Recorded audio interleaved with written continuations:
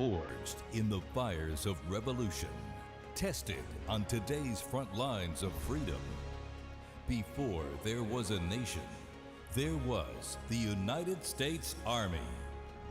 From the hallowed ground of Yorktown's first stand to the unwavering readiness at Fort Bragg today, and onward to West Point's next generation of leaders. For 250 years, one force has stood ready, unshaken, unmatched, unbreakable. And today, the legacy rolls on. This is the United States Army's 250th Anniversary Parade. Representing our joint forces, please welcome the Chairman of the Joint Chiefs of Staff, General Dan Kane.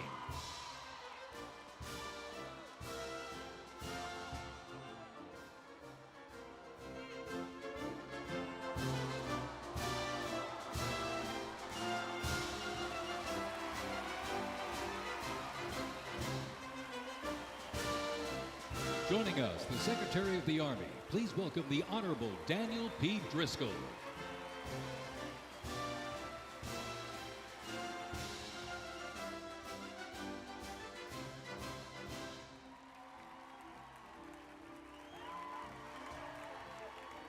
Ladies and gentlemen, please welcome the Secretary of Defense, the Honorable Pete Hegseth.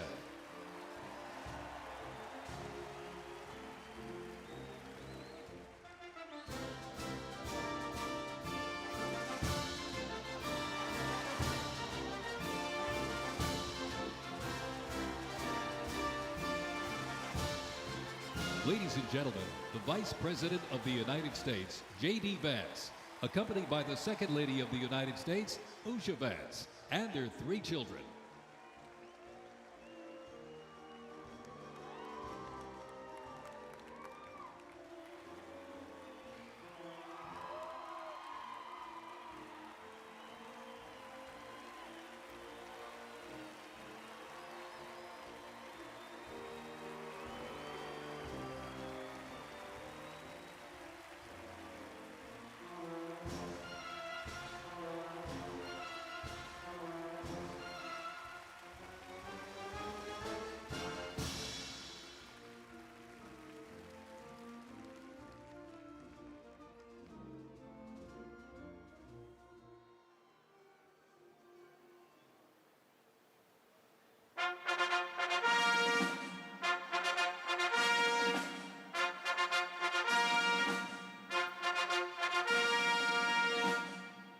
Ladies and gentlemen, please welcome the President of the United States, Donald J. Trump, and First Lady Melania Trump.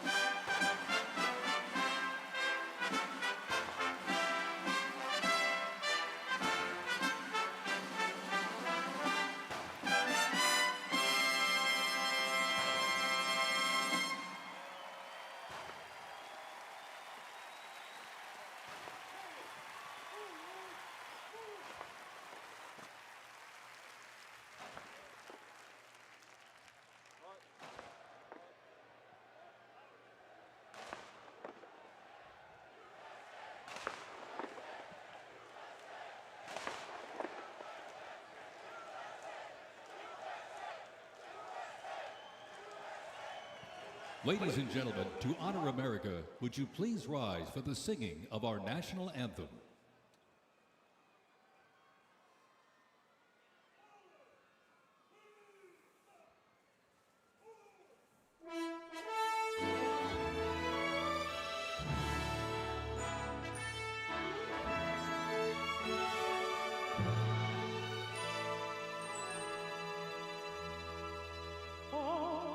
Say, can you see by the dawn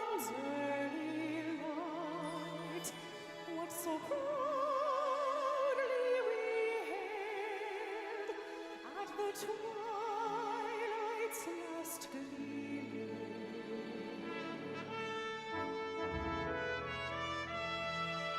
whose broad stripes and bright stars through the perilous fight, where ramparts we watched were so gallantly streaming.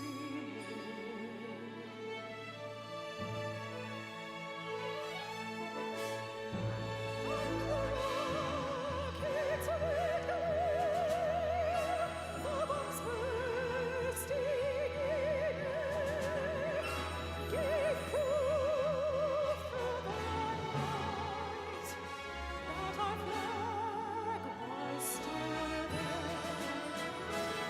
Oh, say does that star-spangled banner yet wave, o'er the land of the free and the home of the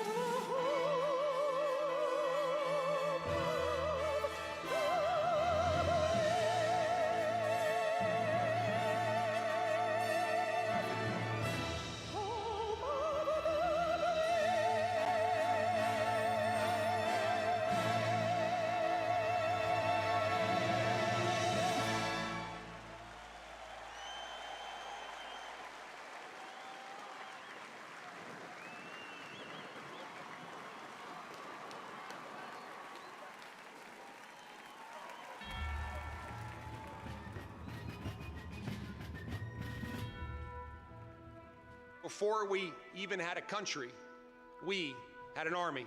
They started as a small, unorganized group of shop owners and farmers, but they fought the most powerful army in the entire world to a standstill in Concord, Lexington, and Bunker Hill. Then our Continental Congress chose George Washington as general of our Continental Army. But it wasn't until 1 year later, on July 4th, 1776, that news arrived of the signing of our Declaration of Independence. Now we had a new army and a new nation. With little gunpowder, no shoes, bloody feet, few cannons, little training, and even less food. Valley Forge started in December. They went into winter camp in December of 1777. Approximately 2,000 Americans died that winter of disease. They lived through hell, but they never ever gave up. Not this army, not this first American army. Finally, Washington and his army arrived, here at Yorktown, where they had General Cornwallis and his powerful British army trapped in this city against the sea. All of the preparation that Washington has learned through the course of those 6.5 years meets its full force here at Yorktown, and he employs it brilliantly. Sailing from the Caribbean, the French Navy arrived and took on the British fleet. Washington decided to make his move. Our men began digging to get closer and closer to the fort, finally getting within rifle and cannon range. Naturally, George Washington chose to set off our first cannon shot. The British had two small forts in front of the main fort. They were called redoubts 9 and 10. Then, on the moonless night of October 14th, the American and French forces attacked the redoubts. The hand-to-hand combat with bayonets, knives, and fists was bloody, to say the least. But within an hour, we were victorious. And as the sun came up the next day, Cornwallis looked out and realized he was in serious trouble. So he prepared an all-out, desperate counterattack. It didn't work, and the British were forced to surrender. We were supposed to lose to the best army and the largest and most professional navy in the world. But our young army had won the war and our freedom. The freedom we hold so dear. And 250 years later, for what started as a ragtag group of shop owners, has now become the most powerful army in the world. Today, many things are very different from that army here at Yorktown, but one thing remains the same. An undying passion, guts, and love for our country remains deep in the heart of today's army. When I look into their faces, you can see it. That will never change. God bless the United States Army, and God bless the United States of America.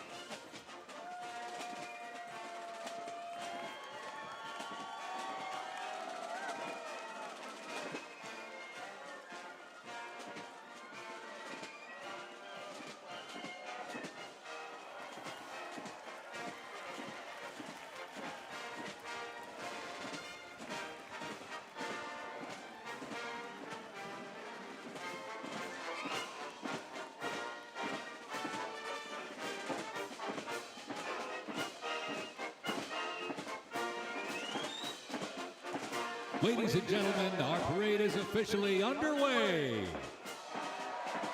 Up first, internationally renowned as one of the world's finest professional music organizations, the United States Army Band, Pershing Zone.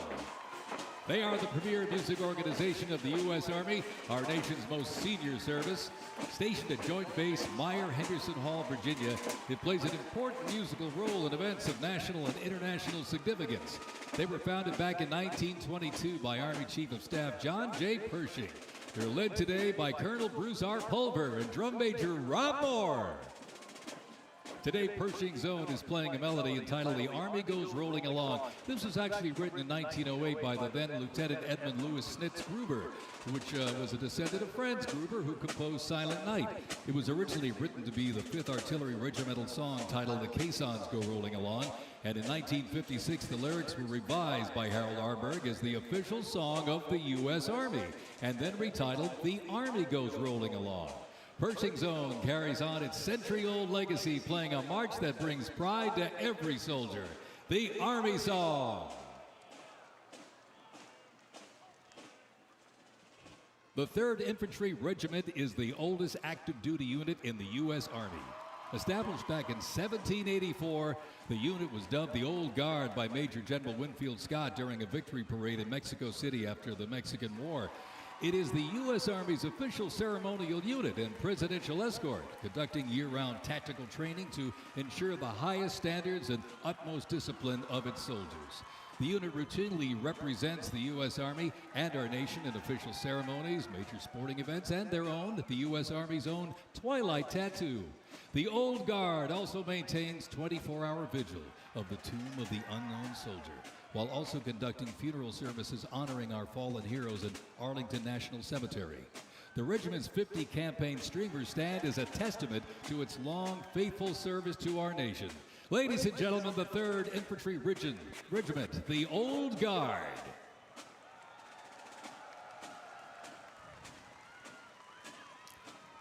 In 1775, the shot heard round the world at Lexington and Concord sparked a revolution, uniting 13 colonies and forging a continental army from farmers and frontiersmen. Against the odds, they turned the tide at Trenton and Saratoga, survived Valley Forge, and at Yorktown forced a British surrender, securing independence and giving birth to the United States of America.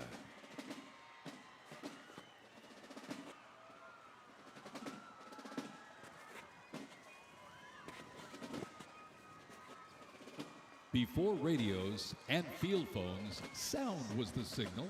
In the Continental Army, fifes and drums carried commands across the chaos of battle, telling soldiers when to advance, when to retreat, eat, even when to rest. That legacy actually lives on today with the U.S. Army Fife and Drum Corps, part of the 3rd Infantry Regiment known as the Old Guard. Founded back in 1960, they're the only unit of their kind in the armed forces. Performing in uniforms patterned after those worn by General Washington's musicians. Playing period instruments with patriotic precision, they bring history to life, sharing the sound and spirit of the Revolution through more than 500 performances each year, both at home and around the world, too. The Old Guard, Fife and Drum Corps, everybody.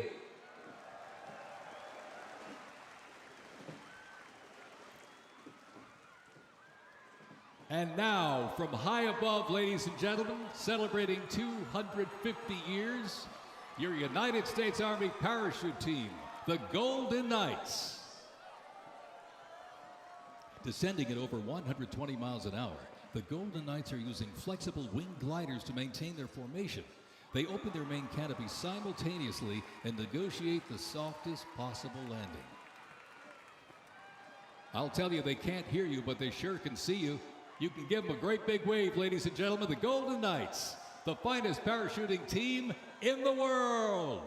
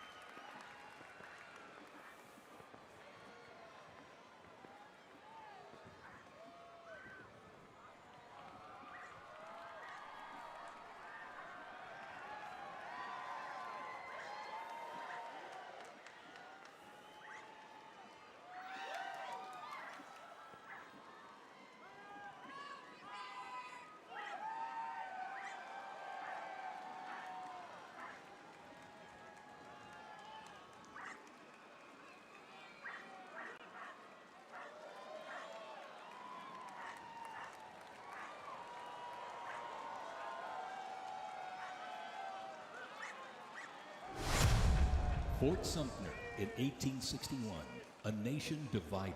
Over 4 brutal years, nearly 2 million soldiers fought to preserve the Union. Among them, 5 future presidents and the first recipients of a brand new military decoration, the Medal of Honor. With independence won, our nation's westward expansion began. The Army moved in step, guarding settlers as native scouts lit the way. Immigrants joined the cause, and the Buffalo Soldiers etched a legacy of grit and honor across the American frontier.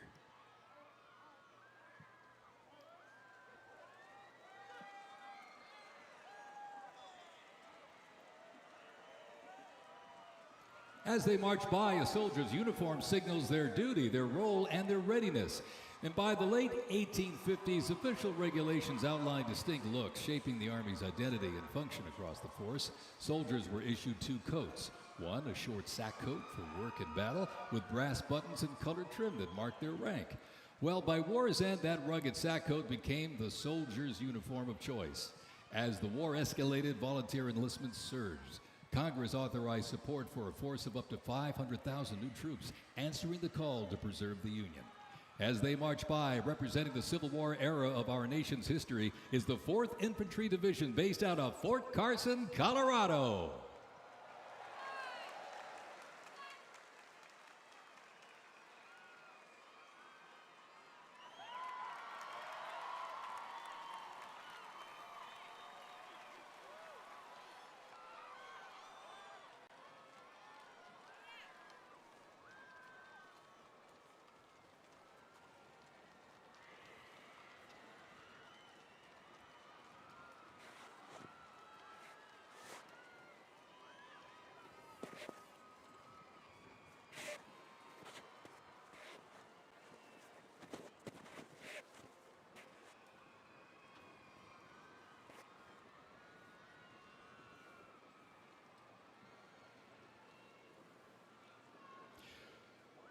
From Port Cavazos, Texas, home of legends, the 1st Cavalry Division rides with pride. Born from the thunder of horse cavalry traditions of the Civil War, the 1st team forged its reputation on the front lines of history. They stormed Manila with the flying column, charged into Pyongyang as the first to breach the line and face the brutal crucible of Ia Drang, the first of 13 named campaigns in Vietnam where they proved their mettle. Today, that same warrior spirit lives on. You'll know the name, and you'll know them by their iconic Cav hats, elite soldiers, and cutting-edge equipment. Tough, fit, fearless. The 1st Cavalry Division is a lethal, disciplined force that stands ready to fight and win anywhere, anytime, and the legacy rides on. This is the Cav.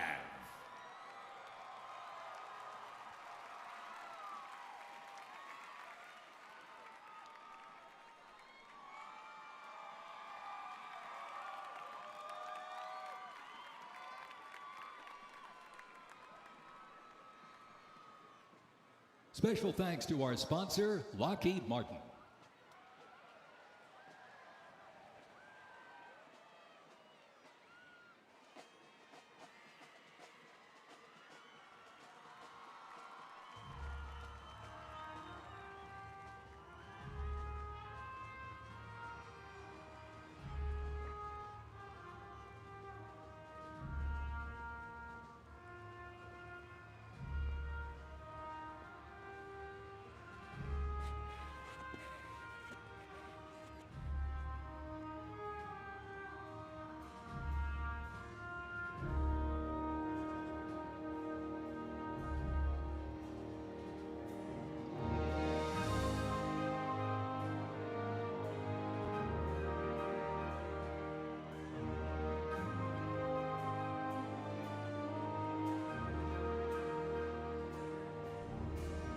In 1914, years of escalating competition between European alliances culminate in the outbreak of the First World War.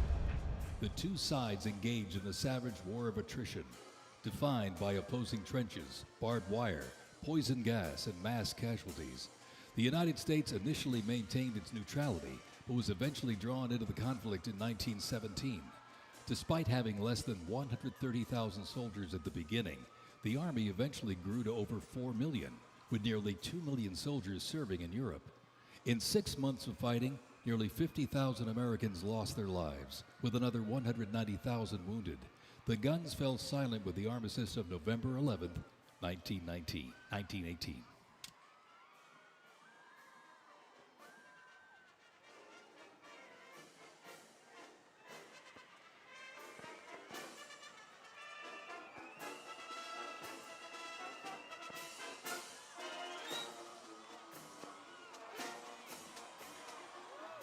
We continue on with more USA World War I rolling stock. This 1918 Dodge touring car was part of the legendary 1919 Transcontinental Convoy.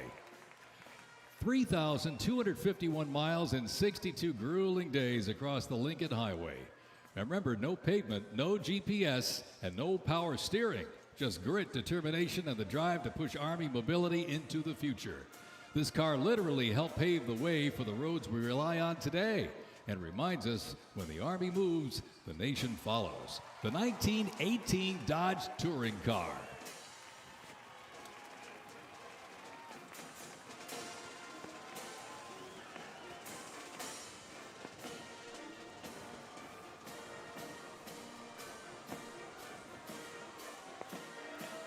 Headquartered in New York, this is the 42nd Infantry Division Band.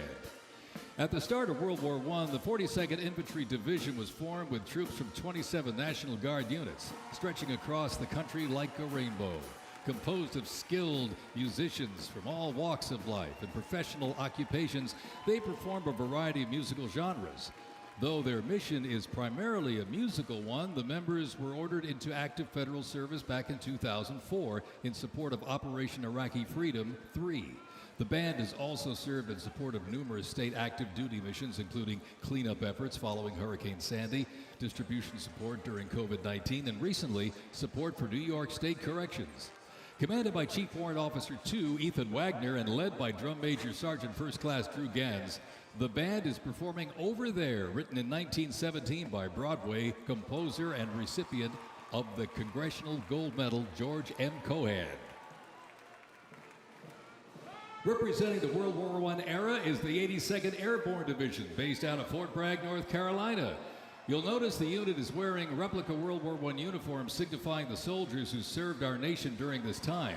When the Americans entered the Great War, our soldiers, under the command of General Blackjack Pershing, hit the trenches in the new standard. It was the olive drab winter service uniform. Now on their heads you'll see a steel helmet with sand-textured paint built to deflect deadly shrapnel from above. Not bulletproof, but battle tough. Nicknamed the Pershing boot, on their feet was the M918, 1918 French boot. It was designed to survive the brutal grind of trench warfare. And on their backs, the field pack, rations, ammo, first aid, and a gas mask. Everything a doughboy needed to fight and to win.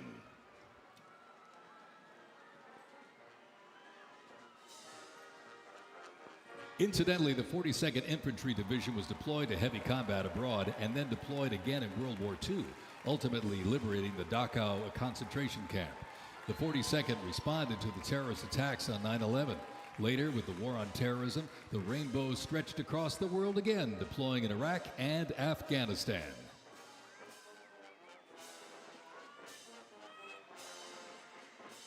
Thundering into view, the pride of Fort Sill, the U.S. Army Artillery Half Section. This is literally powered by horsepower and heritage. This elite ceremonial unit honors the legacy of the Army's horse-drawn artillery. With precision, discipline, and 6 majestic horses pulling a vintage 1918 caisson, the half section keeps tradition alive and rolling strong. Representing the power, pride, and precision of America's field artillery, this is Fort Sill's finest, ladies and gentlemen.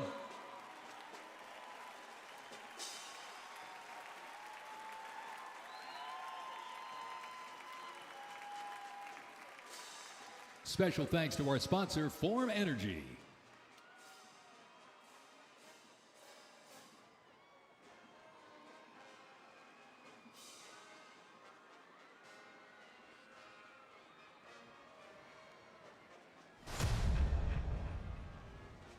World War II, a global fight for freedom. In history's darkest hour, the United States Army was on the front lines. From the beaches of Normandy to the islands of the Pacific, the greatest generation faced down tyranny and turned the tide.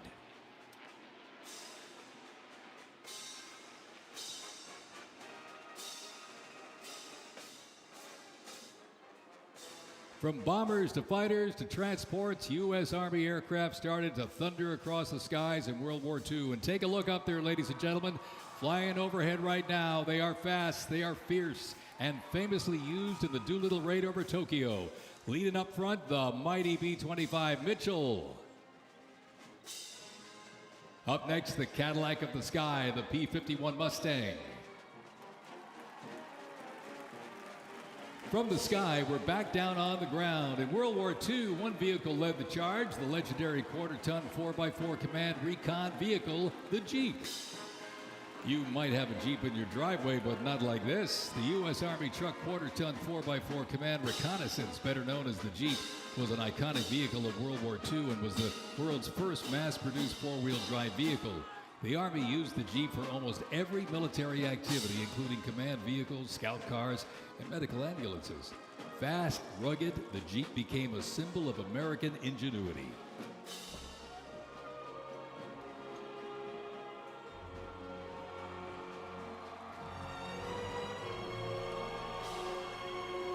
From Fort Bragg, North Carolina, this is the 82nd Airborne Ceremonial Band. The 82nd received the nickname All-Americans after a contest as it represented the diverse origins of its members from every state. This name remains today symbolized by their iconic AA patch. Fort Bragg's finest, ladies and gentlemen. Give them a big round of applause, the 82nd Airborne Ceremonial Band.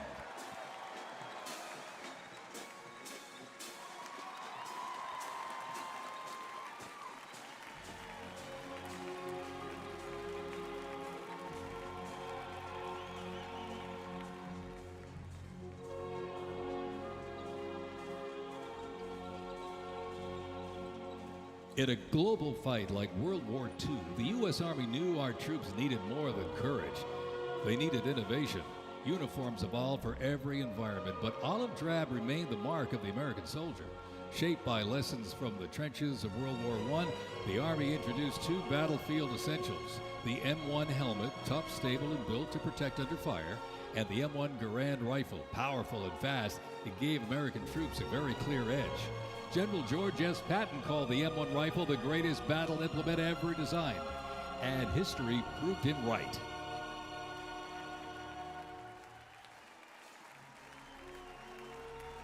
The 82nd Airborne Division. The unit is best known for their bravery on D-Day, when 12,000 parachute and glider troops destroyed German supply lines after fighting for 33 days straight.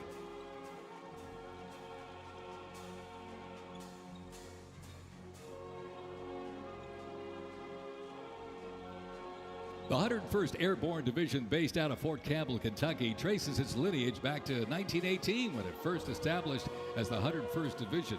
Known for their ability to rapidly deploy across the world, the unit has held a crucial role in operations since its inception.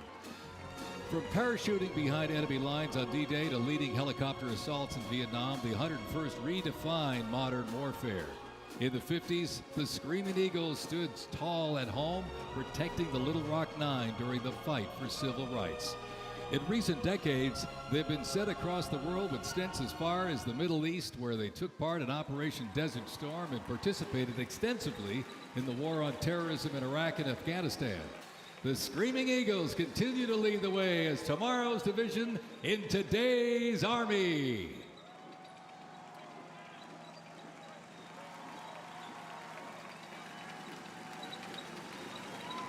The iconic Sherman tank is here, ladies and gentlemen. It was the cornerstone of the U.S. Armed Forces, showing its military might in World War II. It became one of the most influential tank designs of the 20th century. The M4 tank was nicknamed the Sherman tank after Civil War General William Tecumseh Sherman. Actually, it was named by the British. With almost 50,000 produced during World War II, the Sherman tank was in active service until 1957. In World War II, the M16 half-track was a force to be reckoned with. It was a self-propelled anti-aircraft weapon with speed, firepower, and grit. Nicknamed the Meat Chopper, its quad 50 caliber mount could unleash 2,300 rounds a minute. Quite devastating. It served through Korea, Vietnam, and beyond, and remains in use in U.S. allies to this day. The M16 half-track brings the fight wherever it rolls.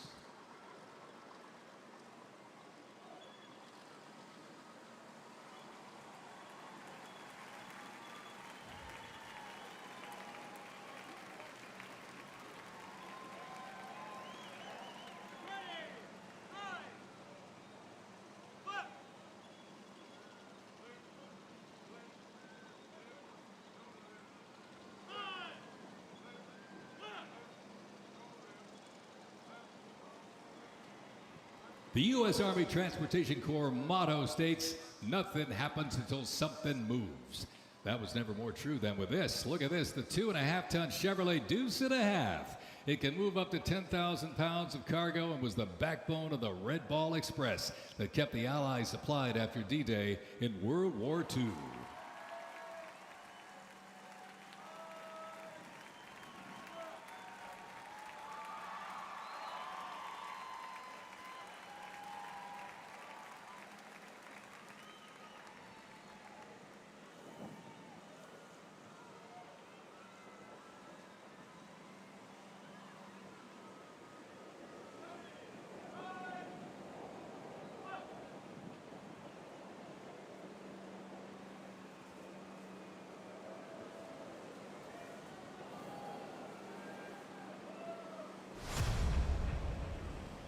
The Korean War, often referred to as the Forgotten War, began on June 25, 1950, with the North Korean Army's invasion of South Korea.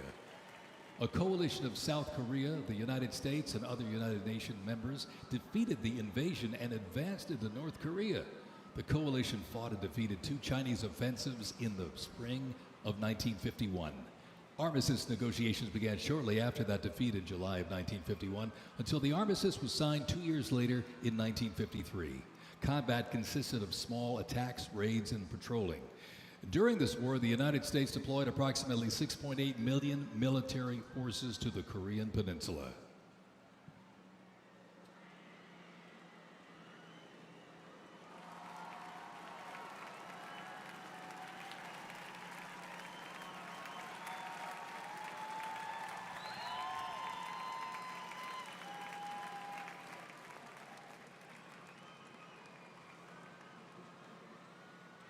Special thanks to our sponsor, Coinbase.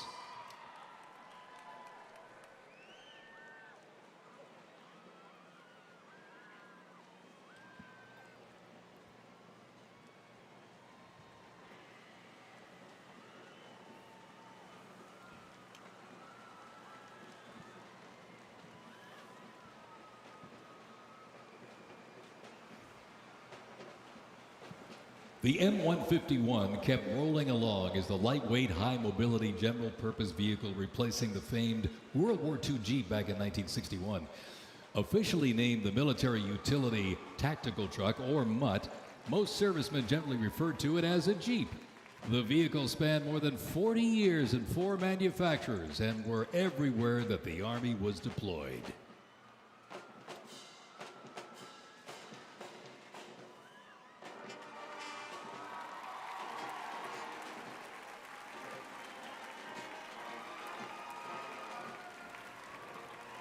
Another rolled by earlier, and at 2.5 tons, this deuce and a half, the M35A2 classic military transport truck, was a mainstay of the U.S. Army for decades, particularly during the Vietnam War and Operation Iraqi Freedom. The deuce and a half proved its value moving cargo, supplies, and soldiers. Its capabilities include up to 5,000 pounds off-road and 10,000 pounds on-road, making it ideal for moving just about anything. In the jungles of Vietnam, the U.S. Army faced a new kind of war.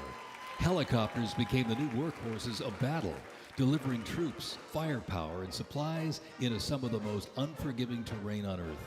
This is the U.S. Army in Vietnam, the era of air mobility, fierce firefights, and unwavering brotherhood.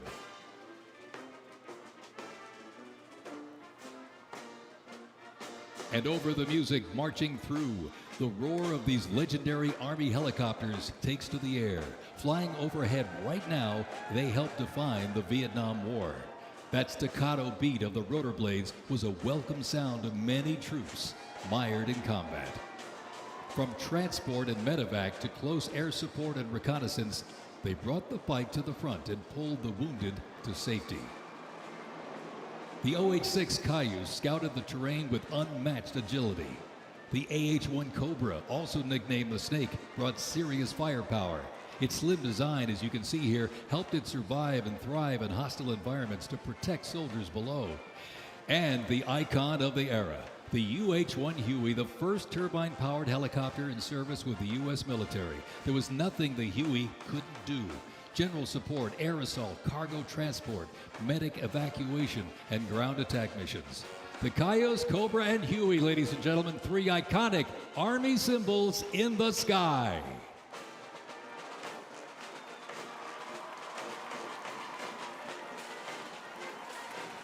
The 1st Cavalry Division Band, based out of Fort Cavazos, Texas, has played a vital role in U.S. military history. Since its origins back in 1855 as the band of the 2nd Cavalry, it has supported operations from the Civil War to Desert Storm. Over time, it's evolved into a powerful force, using music to strengthen bonds between soldiers and engage with communities. From World War II in Korea to the Vietnam War in Bosnia, the 1st Teen Band has enhanced morale and upheld the division's enduring legacy. Today, the band continues its mission using music to shape perceptions, foster trust, and promote national Army and division interests. Standing ready to serve, it remains an enduring symbol of the 1st Cavalry Division's legacy and commitment to duty. The band performs Hit the Leather and Ride, a march composed by Captain Robert Meredith Wilson. This piece reflects the cavalry's transition from horses to mechanized warfare, capturing the speed, the resilience, and the tradition of the division. From Fort Cavazos, Texas, everybody, the 1st Cavalry Division Band.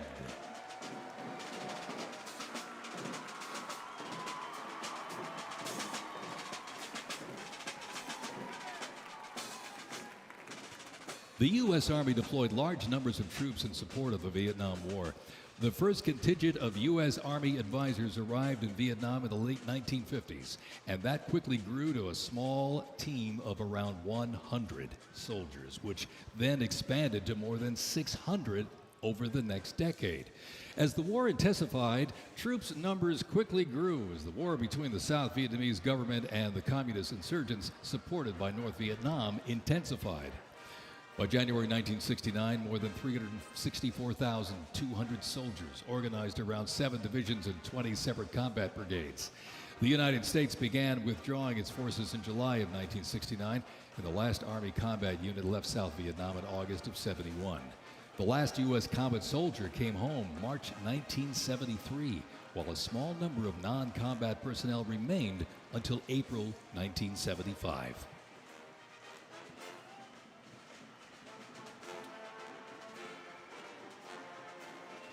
Representing the Vietnam War era is the 101st Airborne Division based out of Fort Campbell, Kentucky. The unit is wearing replica Vietnam War uniforms signifying the soldiers who served our nation during this time. Blistering heat, thick humidity, and unforgiving terrain demanded uniform innovation, and the Army, they delivered. New lightweight uniforms were constructed to move with the soldier. The M16 replaced the M1 Garand, calling for redesigned ammo gear and faster reloads in combat. Body armor got smarter, jackets and trousers got lighter, and field equipment was reimagined to meet the mission head-on. Gone were the heavy Mickey Mouse boots, replaced by canvas tropical combat boots that offered better grip, faster drying, and all-day endurance.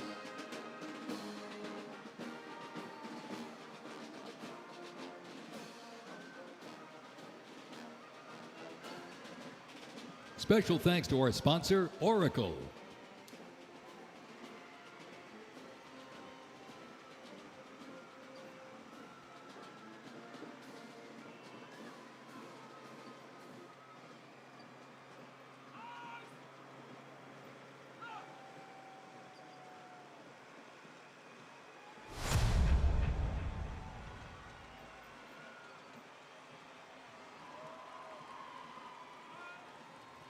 When Saddam Hussein's Iraq invaded Kuwait in August 1990, the U.S. Army deployed to Saudi Arabia to deter further Iraqi aggression in the region for what was known as Operation Desert Shield. By the fall, more than 750,000 troops comprising U.S. service members and coalition partners from more than 30 countries had assembled in the Saudi Arabian desert. In mid-January 1991, the U.S.-led coalition began Operation Desert Storm, which kicked off with an intensive air campaign designed to knock out key Iraqi infrastructure and weaken Iraqi forces. The ground offensive was launched in early 1991, where military forces overwhelmingly destroyed enemy tanks and vehicles. After only 100 hours of ground combat, coalition troops liberated Kuwait, and the Gulf War ended with Iraq's surrender.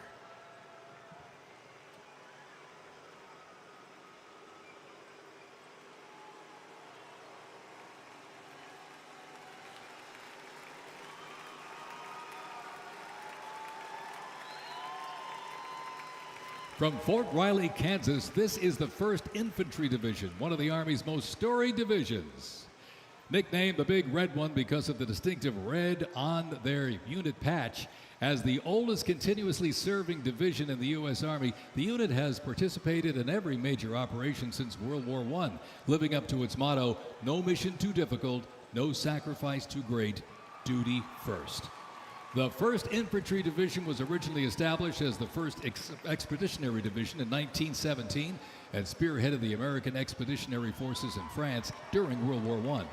In World War II, the Fighting First stormed Omaha Beach on D-Day and liberated Nazi concentration camps. The highly decorated unit has had 37 members of the Big Red One awarded the Medal of Honor. In Washington, D.C., the 1st Division Monument stands in President's Park, memorializing those who died while serving in the 1st Infantry Division. Ladies and gentlemen, they are the Big Red One, the 1st Infantry Division.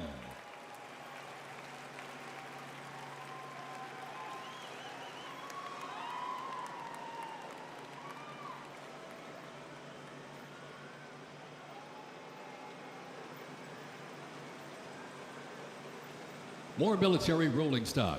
During Operation Desert Storm, the M2 Bradley fighting vehicle proved its value on the battlefield. It is fast, it is tough, and it is lethal.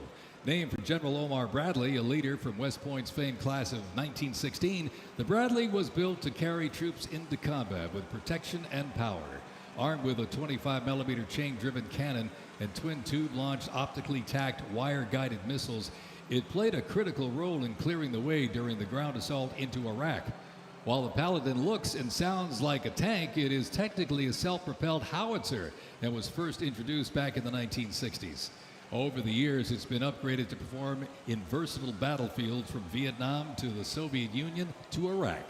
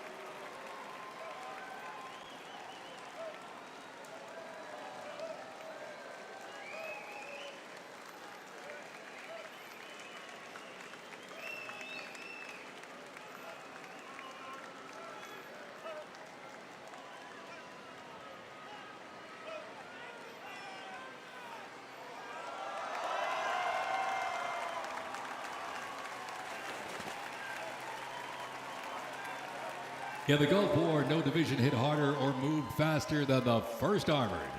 The 1st Armored Division, nicknamed Old Ironsides, is the oldest, most recognizable armored division in the United States Army. As part of the buildup for World War II, cavalry and reconnaissance units were brought together to form the 1st Armored Division in 1940. In the Gulf War, no division hit harder or moved faster than the 1st Armored. Old Ironsides really led the way. During Desert Storm, they engaged in some of the largest tank battles in Army history that were decisive victories, shattering enemy formations. Based in Fort Bliss, Texas, America's Tank Division is currently supporting missions in 20 countries across 5 continents. From World War II to today, Old Ironsides remains battle-proven and always ready.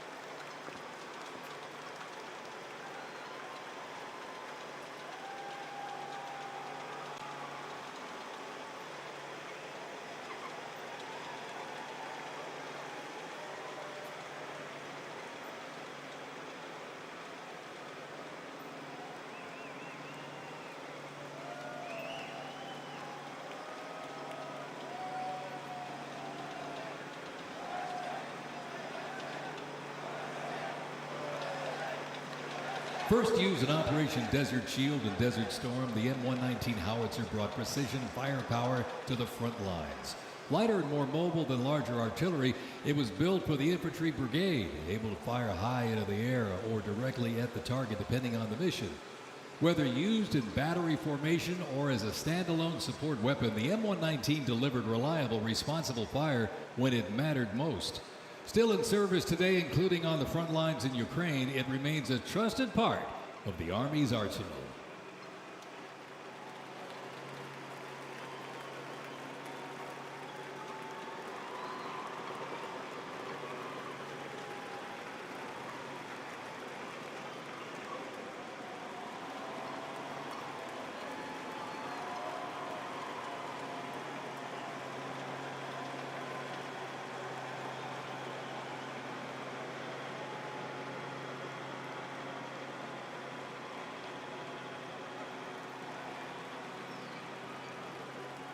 Special thanks to our sponsor, UFC.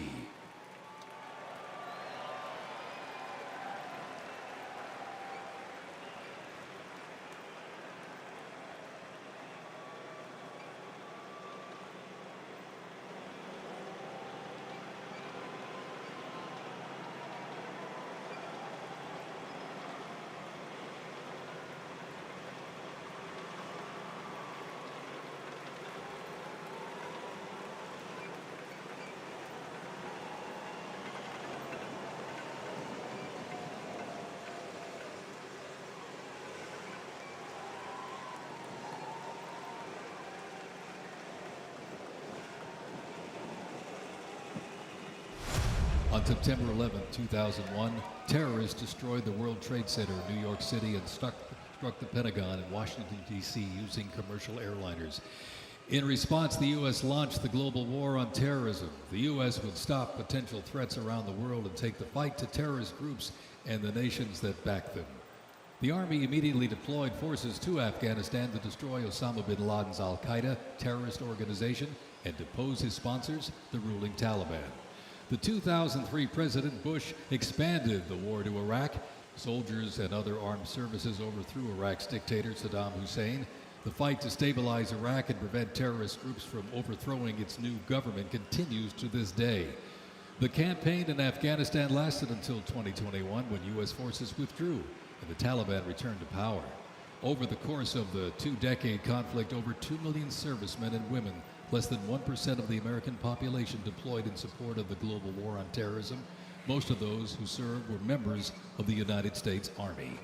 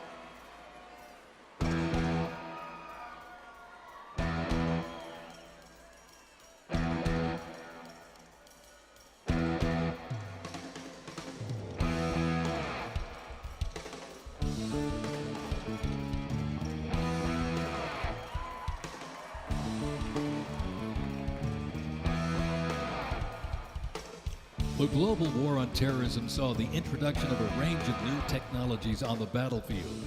The 8-wheeled Stryker Armored Combat Vehicle is the first new military vehicle to enter service in the U.S. Army since the Abrams tank back in the 1980s. The vehicle was developed to fill a gap in the Army's inventory between a lighter infantry and heavy armored unit. The Stryker Armored Combat Vehicle enables the team to maneuver in close and urban terrain, plus provide protection in open terrain and transport infantry quickly to critical battlefield positions.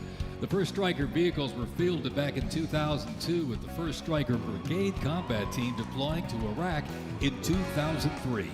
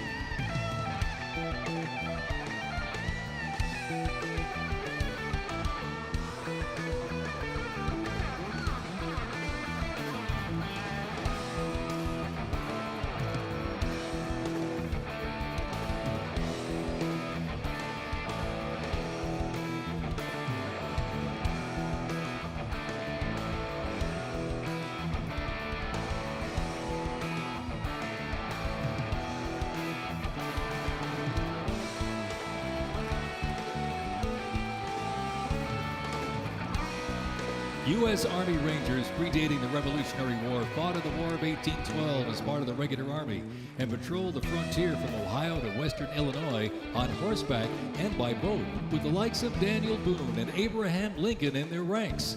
After the 9/11 terrorist attacks, Rangers were called upon to lead the way in the global war on terrorism. As part of the U.S. Army Special Operations Command, the 75th Ranger Regiment, based out of Fort Bragg, North Carolina, represents a lethal, agile, and flexible force capable of conducting many complex joint special operations missions.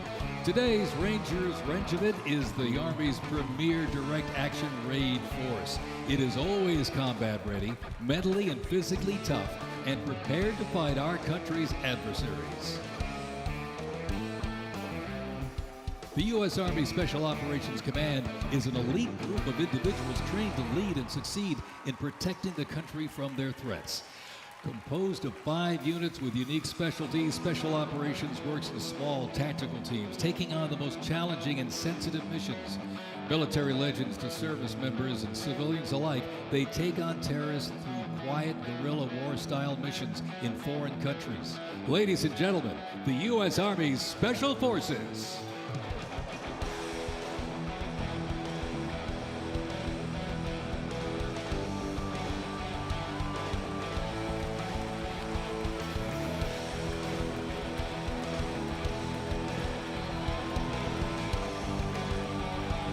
The Stryker Brigade Combat Team combines the capacity for rapid deployment with survivability and tactical mobility. Adaptability and continuous transformation to overcome our enemies is vital. Fighting an elusive enemy in distant places and at home requires new tools such as unmanned aerial vehicles for surveillance and the Blue Force Tracker to see real-time details of troop movements. The United States does not face the challenging international environment alone. Our network of allies and partners is an advantage that our adversaries can never hope to match. Over 80 nations have fought alongside the United States or assisted it during the global war on terrorism.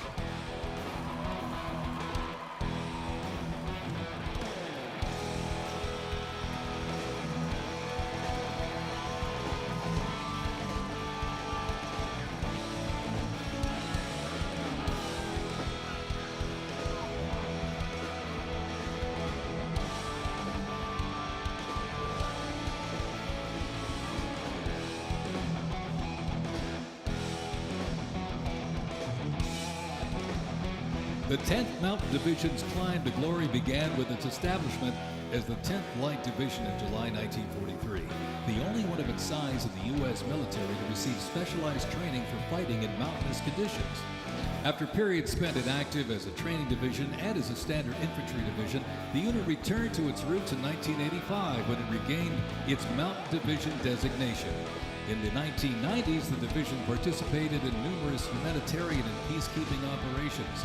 During the War on Terrorism, the 10th Mountain Division proved their mettle as light fighters through repeated deployments to Afghanistan and Iraq.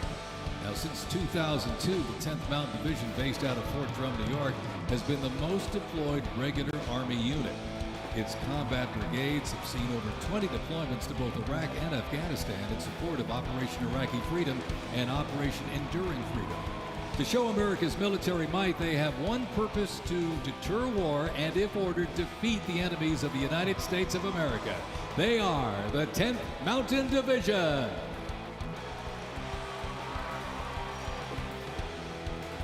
Investments in cutting-edge systems, drone technology, and AI-powered capabilities strengthen the force, equipping soldiers with tools they need to protect the country and defend democracy. The Army has 8 Stryker Brigade combat teams, 6 in the active component and 2 in the National Guard.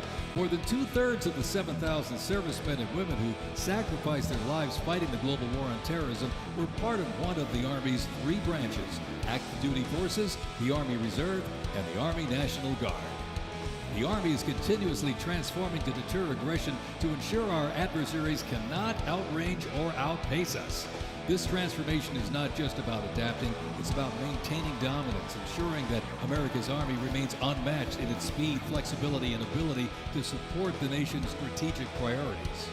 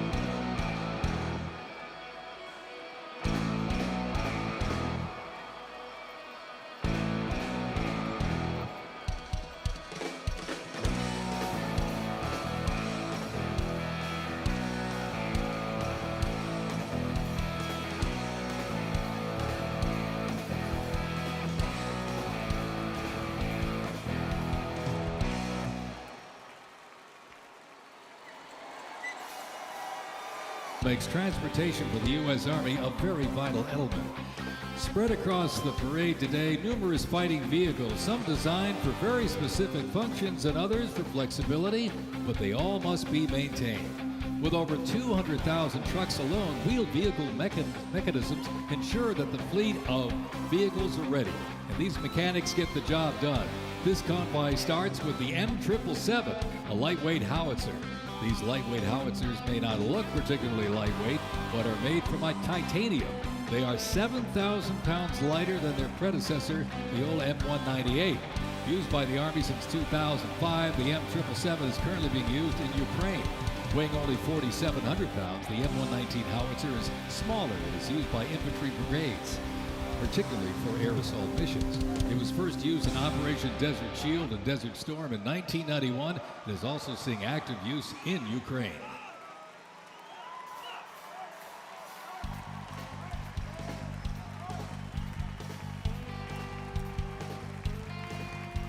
The 7th Infantry Division, stationed at Joint Base Lewis McChord, has been seeing continuous combat action ever since activation in World War I.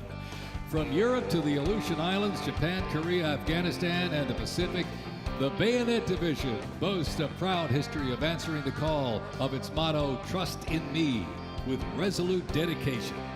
Sent to deployments and conflicts around the globe since it was founded, the division returned to Fort Lewis in 1971, its first time on American soil since 1934.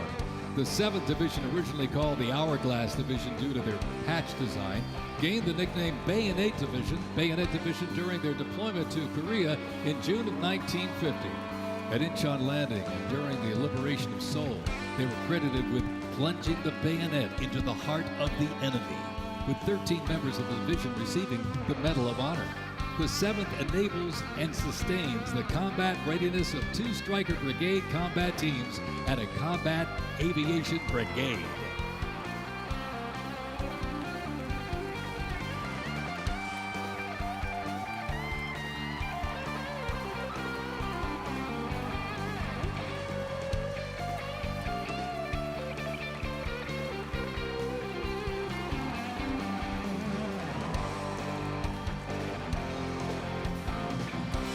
With the American soldier, the cornerstone of everything the Army does, we are continuously transforming.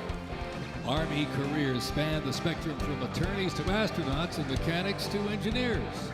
The Army's greatest asset is our people, the finest men and women our great nation has to offer, with a myriad of talents that make us stronger.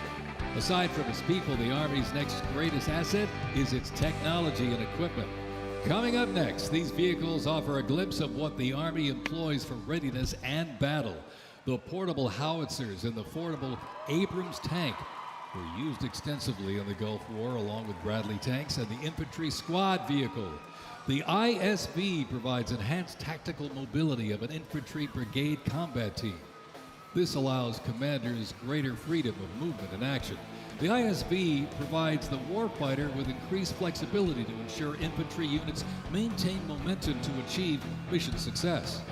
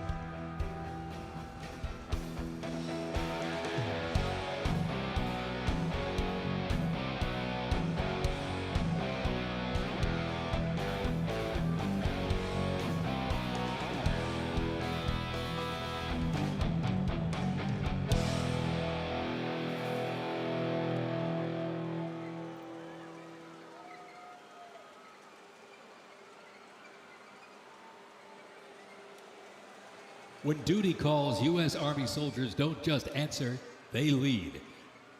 From Fort Bragg, witness a powerful demonstration of strength, purpose, and the unmatched capability of today's Army.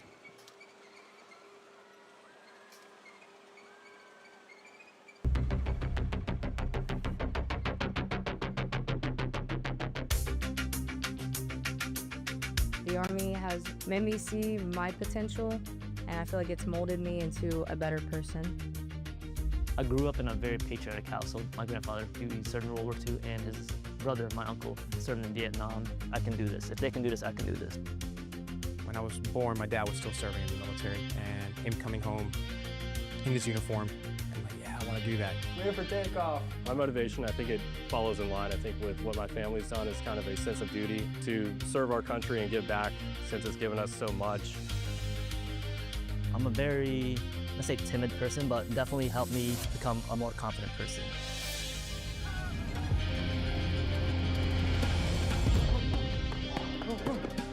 Working with a group of my peers, it really shows how much working with a team can strengthen you. All right, ready to go? Ready to go? I derive a lot of purpose from serving others. I think serving something bigger than myself gets me out of bed every day. Yeah, keep going up, keep going.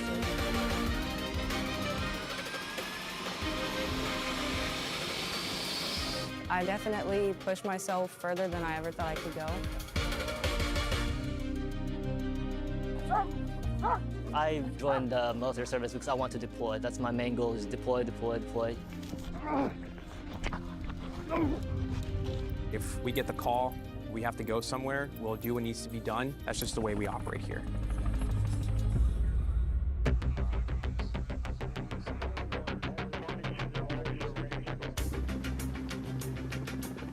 This is one of the few jobs in the nation where we all take an oath to say, I'm willing to put my life on the line for you, and they're willing to put their life on the line for me.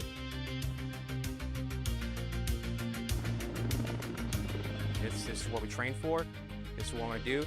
My team leaders and squad leaders, they know exactly what to do. Check equipment, check weapons, check ammo.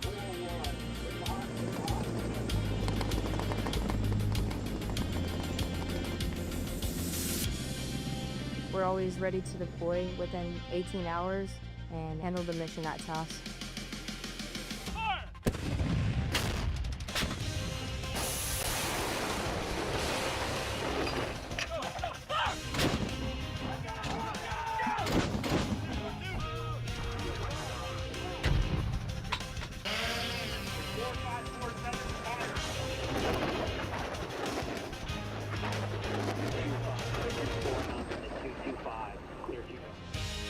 We jump so frequently so that our jump masters and the paratroopers are ready to deploy.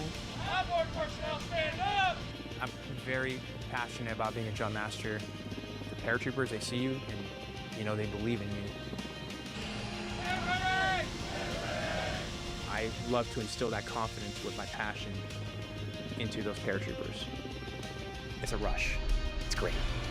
Drop and clear for personnel drop.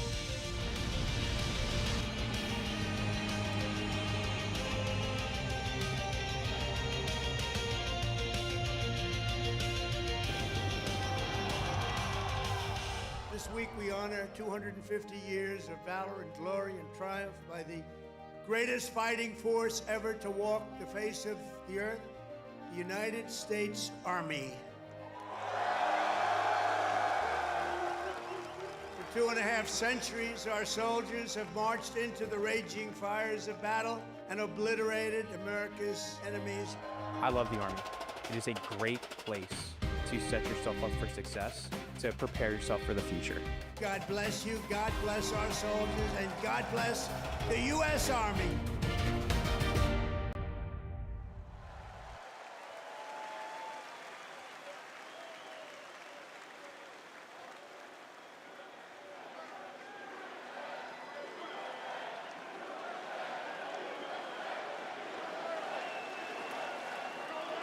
Joint Base Elmendorf-Richardson, Alaska is the home to America's Arctic Angels, who execute expeditionary operations worldwide, conduct multi-domain operations in the Indo-Pacific Theater and the Arctic, and on order decisively defeat any adversary in extreme cold weather, mountainous and high-latitude environments through large-scale combat operations. The Angels are the Army's only Arctic division.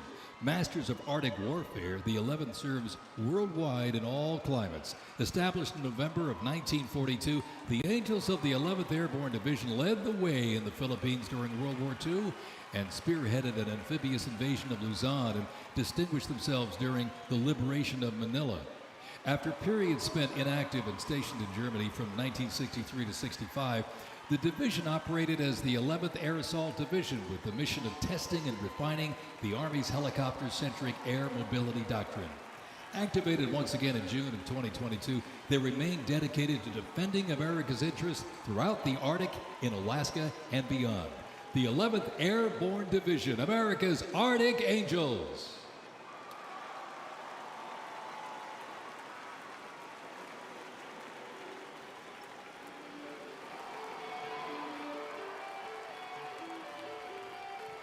Requiring ongoing maintenance in the field and on base because nothing happens until something moves, wheeled vehicle mechanics supervise and perform maintenance, repair, and recovery operations on vehicles that serve the Army in a variety of mission-critical roles.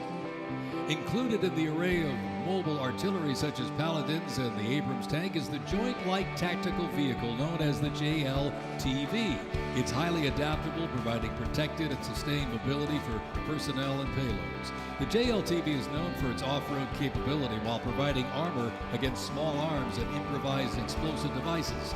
The JLTV right there.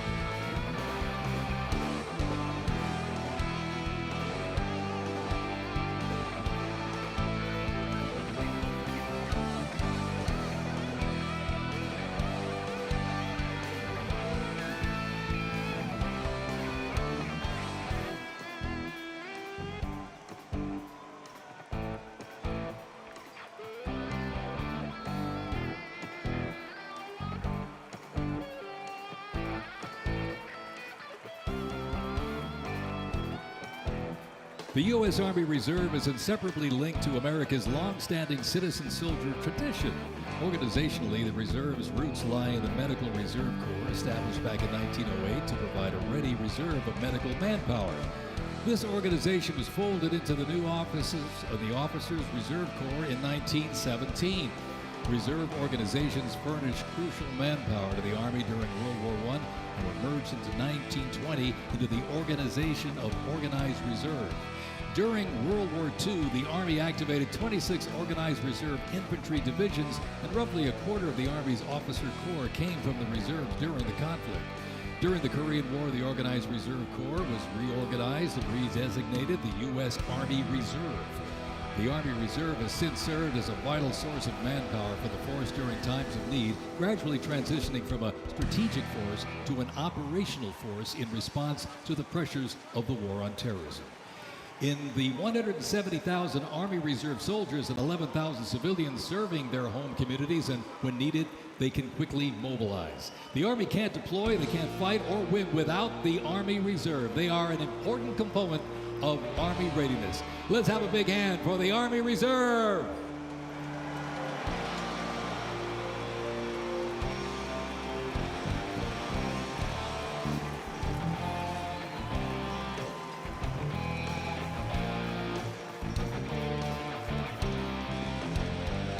Today and tomorrow's Army looks to increase safety and survivability, create efficiency, and streamline processes.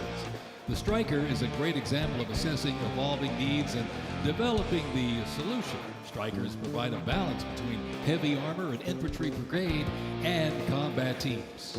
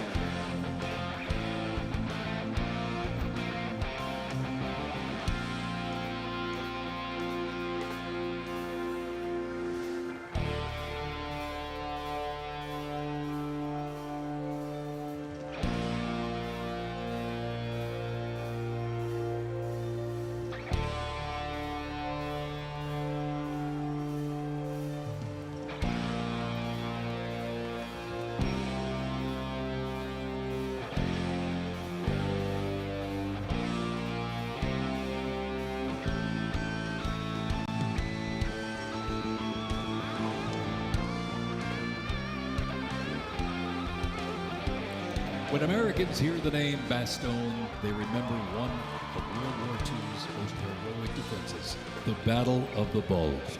Surrounded by German forces in the frozen forests of Belgium in December 1944, soldiers of the 101st Airborne held the line.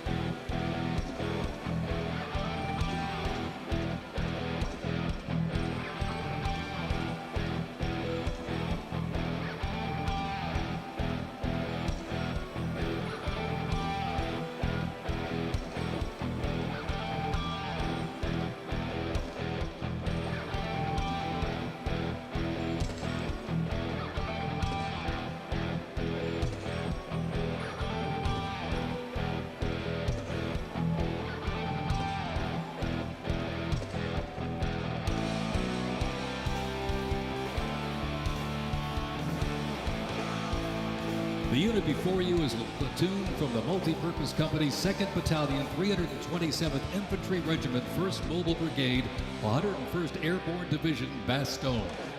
They are showcasing the Army's Transformation in Contact Initiative, a program that allows the Army to rapidly test, evaluate, and equip our soldiers with the newest technologies. Modern, mobile, and mission-ready, the Bastogne Brigade continues to adapt to new threats while staying rooted in the fierce resilience that defined its birth. They are carrying the next-generation squad weapons, the XM7 and XM250, both equipped with the XM157 optic. The vehicles are the infantry squad vehicle, a new mobility asset that can rapidly move through most terrain types. The trailer is the S-MET, and it's capable of carrying heavy loads under its own power through restrictive terrain. This platoon is equipped with 3 types of small unmanned aerial systems. They are the Ghost X, located on the S-MET, the C-100, and right above us there, the X-10D, which are flying above the formation right now.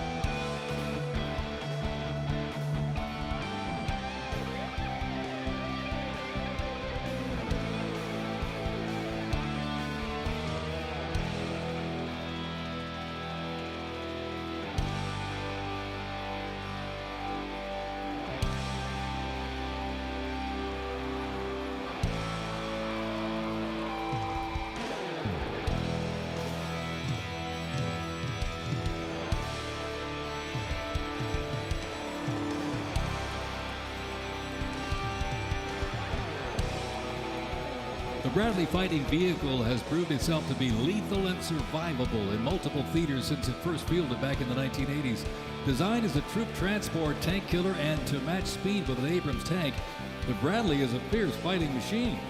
The Bradley accompanies American troops often with the M1A1 Abrams tank, nicknamed the Beast and Whispering Death because of its firepower, accuracy while moving, and its stealth.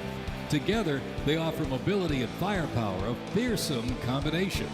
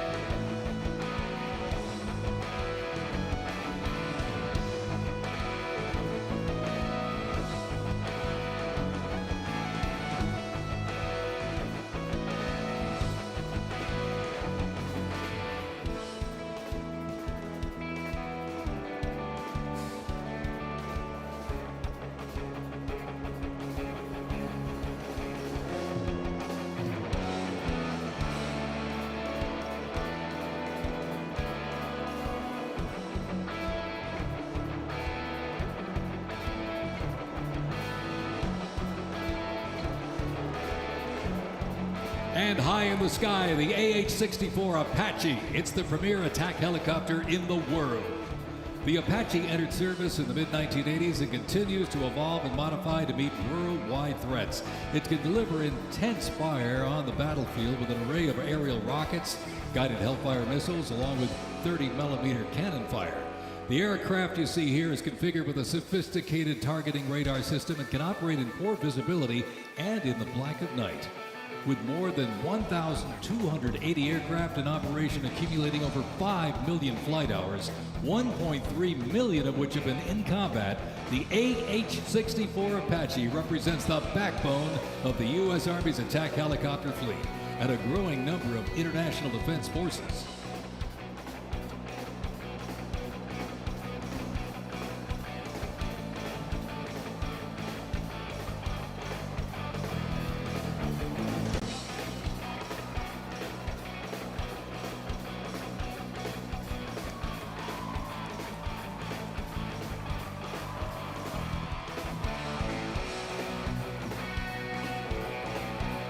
Special thanks to our sponsor, Lockheed Martin.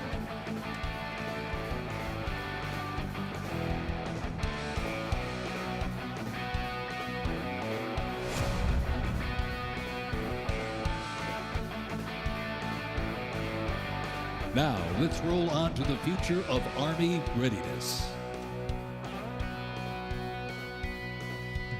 The Army Research Laboratory robot dogs reflect the latest in Army innovation. Look at this. Much like a true canine, these robots can go where soldiers cannot. They have increased mobility, improved tactical awareness, reduced risk to soldiers, and enhanced teamwork. Replacing soldiers, robot dogs can explore terrain that may be difficult for soldiers to traverse, dispose of explosive ordnance, and act in defensive posture or aggressive capacity when armed.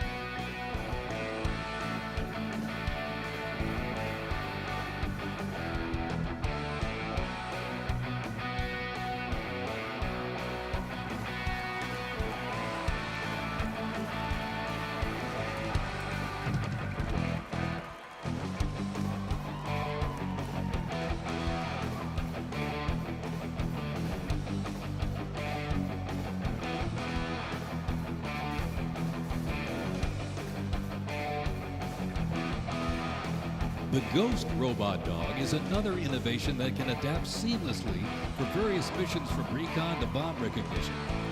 These dogs reduce risk and support soldiers completely in high-stakes missions.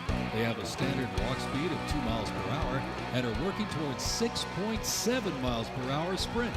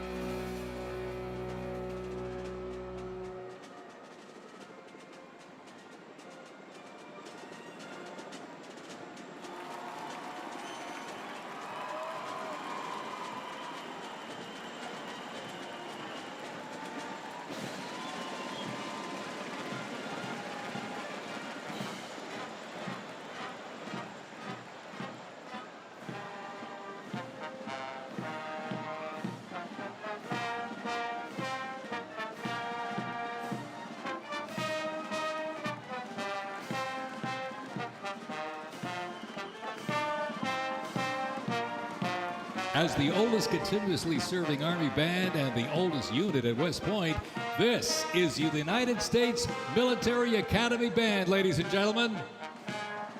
West Point Band traces its history to a single drummer and fifer appointed by George Washington during the American Revolution. Over the next 2 centuries, this band evolved into one of the most capable and versatile performing groups in the world.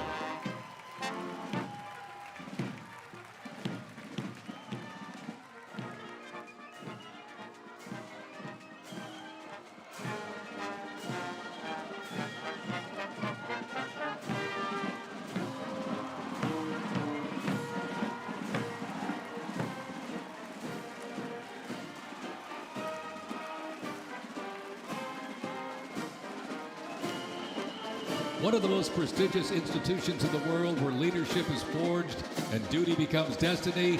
This is West Point, where Army leaders are made. With the motto of duty, honor, and country, West Point trains the best and brightest to serve their country as Army officers.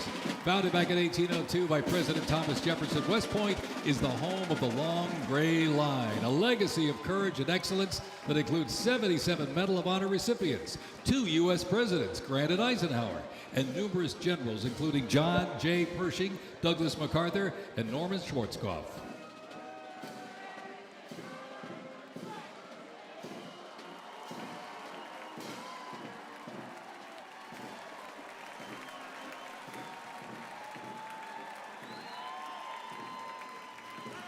Upon entering the United States Army, all recruits undergo initial entry training, a highly intense and a challenging training period aimed at developing a soldier's physical and mental toughness, instill discipline, train them in essential combat skills, and foster teamwork.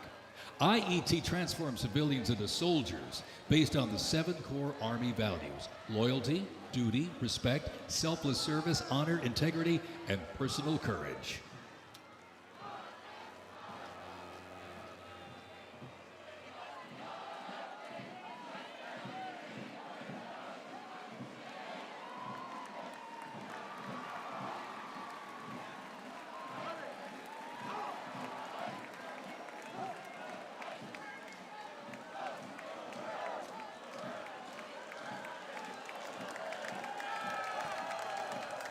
The Virginia Military Institute, on a mission to produce citizen soldiers, men and women educated for civilian life, prepared to serve their country in the armed forces.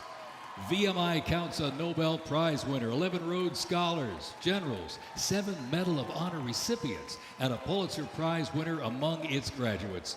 As one of the nation's senior military colleges, students at Virginia Military Institute can participate in Army ROTC or the Corps of Cadets. While cadets in the Corps can serve in any branch of the United States military or pursue other careers, those in Army ROTC earn their commission as officers, ready to serve on active duty in the National Guard or Army Reserve. Each year, the Army Senior ROTC Blue Ridge Battalion commissions approximately 130 second lieutenants, ensuring that excellence in leadership continues in generations to come.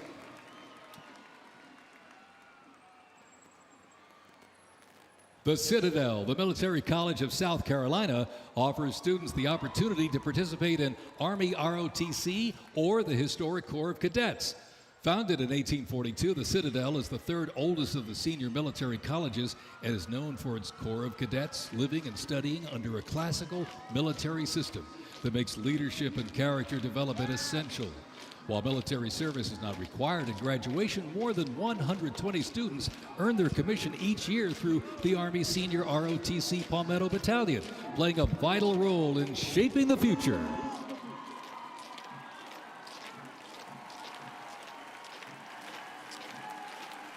As one of the nation's senior military colleges, Texas A&M University is home to both Army ROTC and the renowned Corps of Cadets.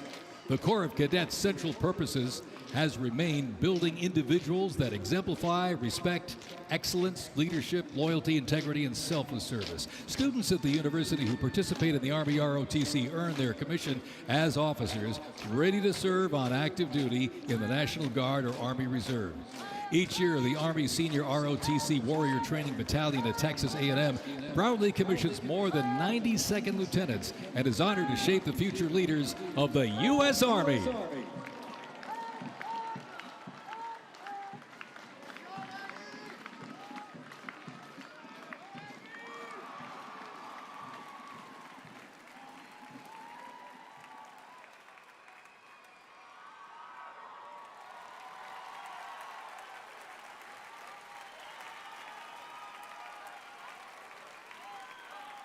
In a powerful display of commitment, these future soldiers will raise their right hand and take an oath of enlistment, pledging to serve our nation. This joint formation is proudly led by the Joint Task Force, National Capital Region, and the Military District of Washington Retention Team.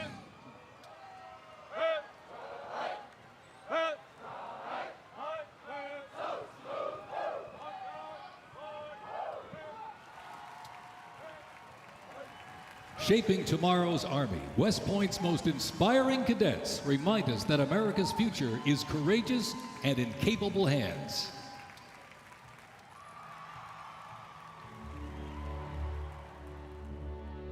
The pride to serve my country knows that I'm doing it not for myself.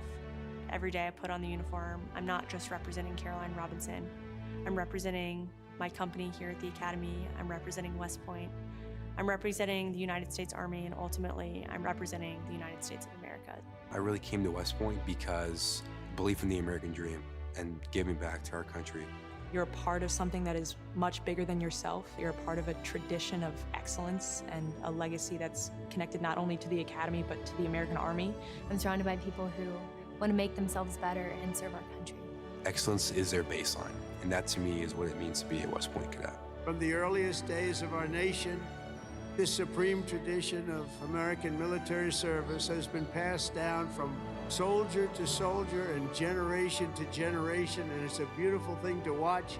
My brother preceded me here, and originally I didn't really know what West Point was until he came. But when I saw the mission that they were committed to, of upholding the principles of American democracy and protecting the Constitution, I knew it was somewhere I had to be. Every time that we lived outside of the United States, I always developed this sense of gratitude and pride of being an American, and I wanted to give back to my country what it gave to me. And it wasn't until I zipped up the blouse and I put the belt on for the first time that I realized that I was going to be serving my country, and it felt right. West Point was the place that I needed to be, and more importantly, the Army was where I wanted to be. I just looked to the left and right over basic training and realized that we all had the same American patch on our shoulders, that we're all fighting for the same thing. I mean, there was no better feeling in the world knowing that every single person around you is committed and willing to die for that mission. You came for excellence, you came for duty, you came to serve your country, and you came to show yourselves that you are among the smartest, toughest, strongest, most lethal warriors ever to walk on this planet. What excites me the most about my future in the Army is the opportunity that I'm going to have to give back to the American soldiers that I'm going to be leading. Because ultimately, they don't get to choose. And to me, it's that burden of responsibility to be the best leader. And as a young officer, that's going to be exactly what I get to do. I was the cadet basic training first detail for the first 3 weeks. And I got to see the new cadets come in from their families' homes and being in process on their very first day and watching them grow so quickly. I would do all the formations, and I looked out at these 1,000 new cadets, people who just come out of high school. They were completely different people. I don't think there's another institution in the country like West Point where the student body is so committed to furthering the mission of America and ensuring our democracy and freedom for generations to come. I'm really surrounded by the best of the best, and that's when I realized this is a place that I absolutely want to be. West Point itself is an amazing institution, but it only provides opportunities. The people here have to choose to take those opportunities and grow and lead and serve. And the people here want to do that. And I'm proud to be a part of that. And I would tell any high schooler who is considering it, you won't regret it.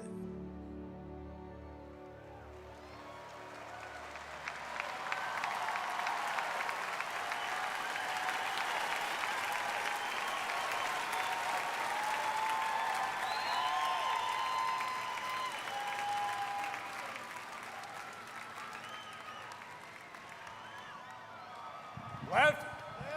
Pace. Mr. President, First Sergeant Norton reporting for duty, sir. Ready to commence the ceremony as directed. I state your name. I Do solemnly swear that I will support and defend the Constitution of the United States of America against all enemies, foreign and domestic, that I will bear true faith and allegiance to the same, and that I will obey the orders of the President of the United States and the orders of the officers appointed over me according to regulations and the Uniform Code of Military Justice. So help me God. So help me God. Congratulations, congratulations. Welcome to the United States Army and have a great life. Thank you very much. Have a great life. Thank you.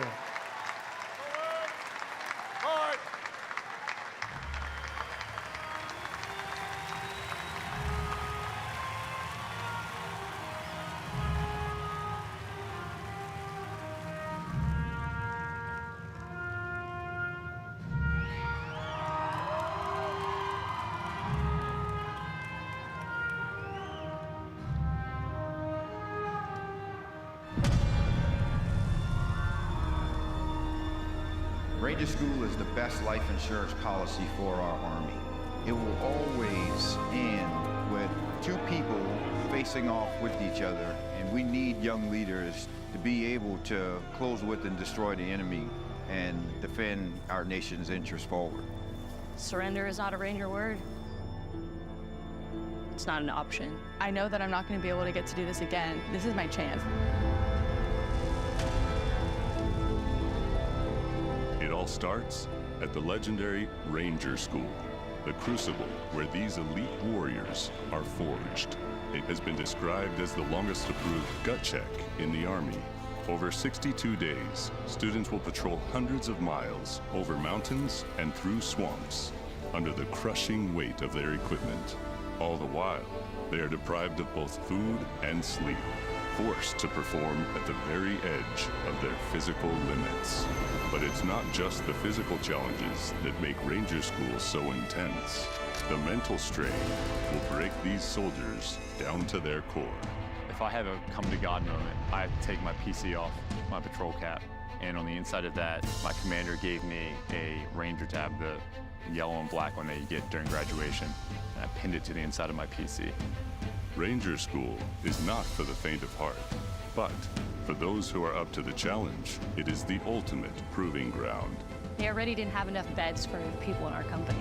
And our eyes reminded us that we don't have enough beds because there's not going to be this many people by tomorrow.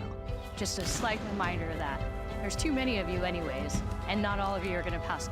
Rangers, if you don't figure it out, you're about to get another casualty. It's completely different than what people would think Ranger School is like, but you can't put that into words, so it's hard to tell somebody something that you have to experience for yourself. They got a saying, it's called as the tab turns. So Ranger School is continuing to change and to develop, but at the end of the day, it is the same. Right? They're always going to put you in scenarios that is going to test with your ability to actually make decisions on the ground. As you go through Ranger School, it is a gut check. It's going to check you out. And what's going to get you through it is whether you have it or not. Thousands and thousands of soldiers train all their lives to come here, prepare themselves to come to Ranger School, and only a few hundred leave here every class with the tab. It's not for everyone. I'm not going to leave until I get it, so just buckle down, stop complaining, and just get the job done.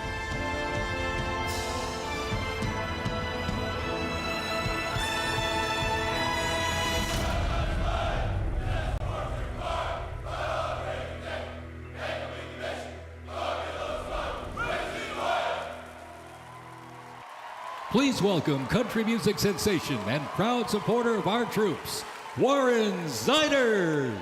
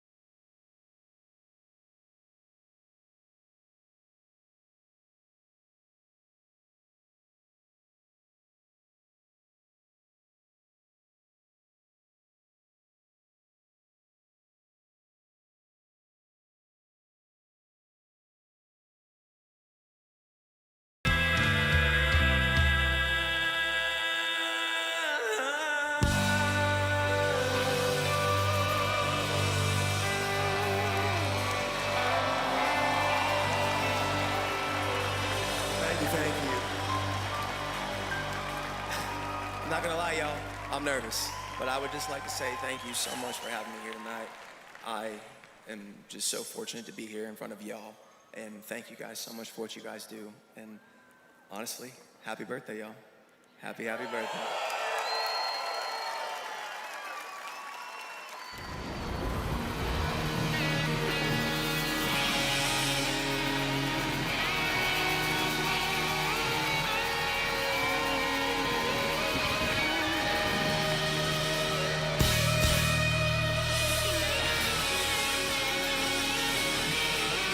This next song was loved by y'all, so if you know the words, please sing along. The song's called Ride the Lightning, y'all.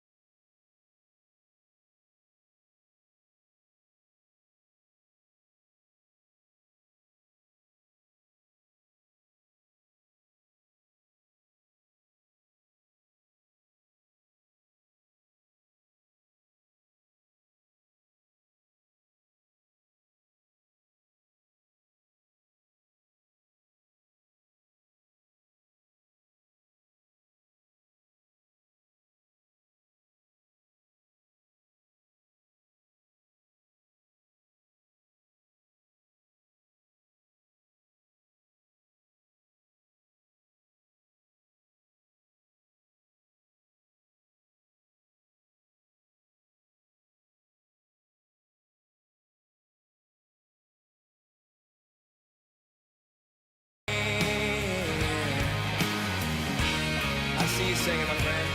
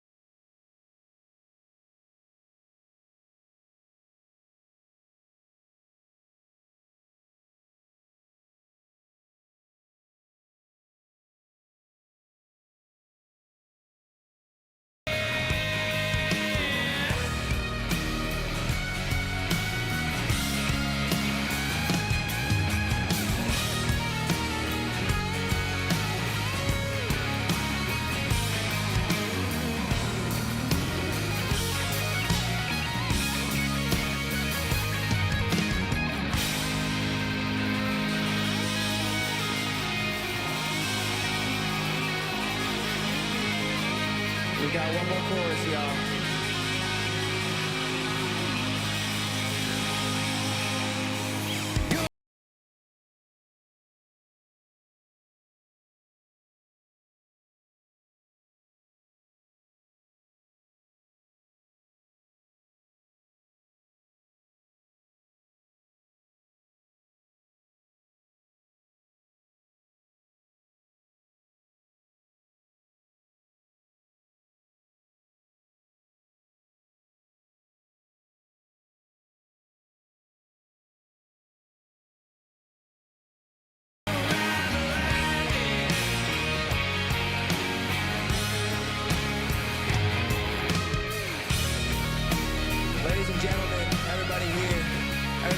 attended tonight. I just want to say thank you so much. And I'll leave y'all with this. y'all. Thanks for having me.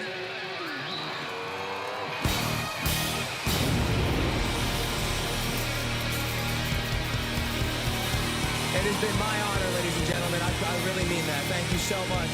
Happy birthday to the Army. Happy birthday to our President, Donald Trump. Amen, y'all. God bless America, baby!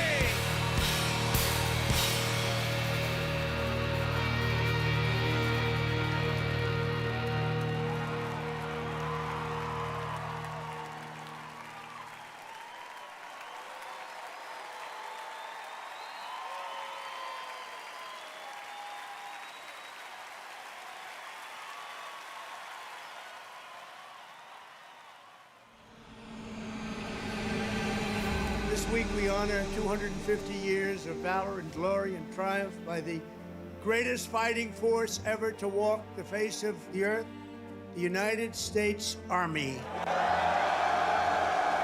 Each of you on the field today is among the most talented members of your generation.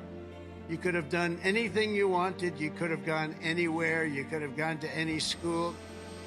Matt's incredible heroism helped ensure that not a single American soldier died in the Battle of Shock Valley. For 2.5 centuries, our soldiers have marched into the raging fires of battle and obliterated America's enemies. The dignity, daring, and devotion of the American military is unrivaled anywhere in history and any place in the world. Our soldiers do not rest until they win. Our citizens know that you're standing guard, killing terrorists, crushing our enemies, and keeping America safe. But you're also keeping it strong and proud and mighty and free. This week we remember that we only have a country because we first had an army. As President of the United States, let me express my undying gratitude for every soldier here today, for every veteran and their incredible families, and for every patriot who has worn the uniform. Our debt to you is infinite and everlasting. With the grace of God, America will always prevail.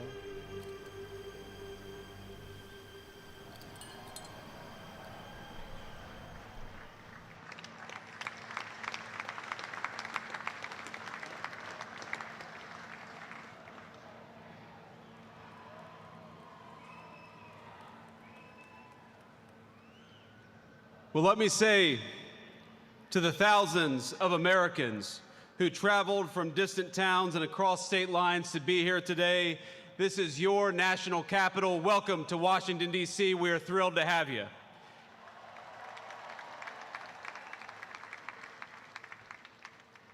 This evening, as we celebrate the 250th anniversary of the United States Army, the oldest branch of the greatest fighting force ever known to man, I want to say to all the soldiers all across our nation's capital and all across the world, happy birthday, soldiers. We're proud of you.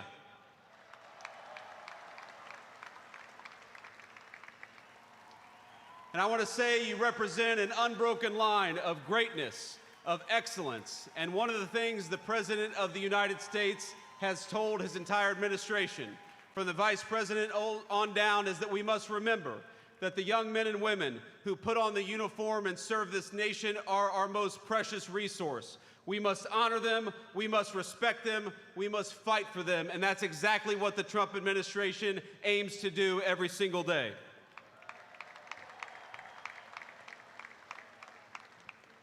And so to our soldiers, we're so proud of you, and let me tell you that the way that we honor and respect you is, number one, we never ask you to go to war unless you absolutely have to, and number two, when we do ask you to go to war, we give you the weapons and the support needed to kick the hell out of the enemy and come back home safely.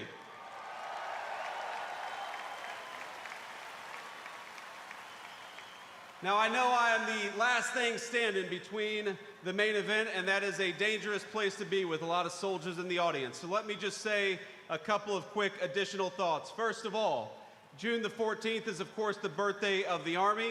It is, of course, the birthday of the President of the United States, and happy birthday, Mr. President. But I would get in trouble if I didn't mention that it's also my wedding anniversary. And so to my lovely wife, I love you, honey, happy anniversary, and thank you for everything that you do for our country.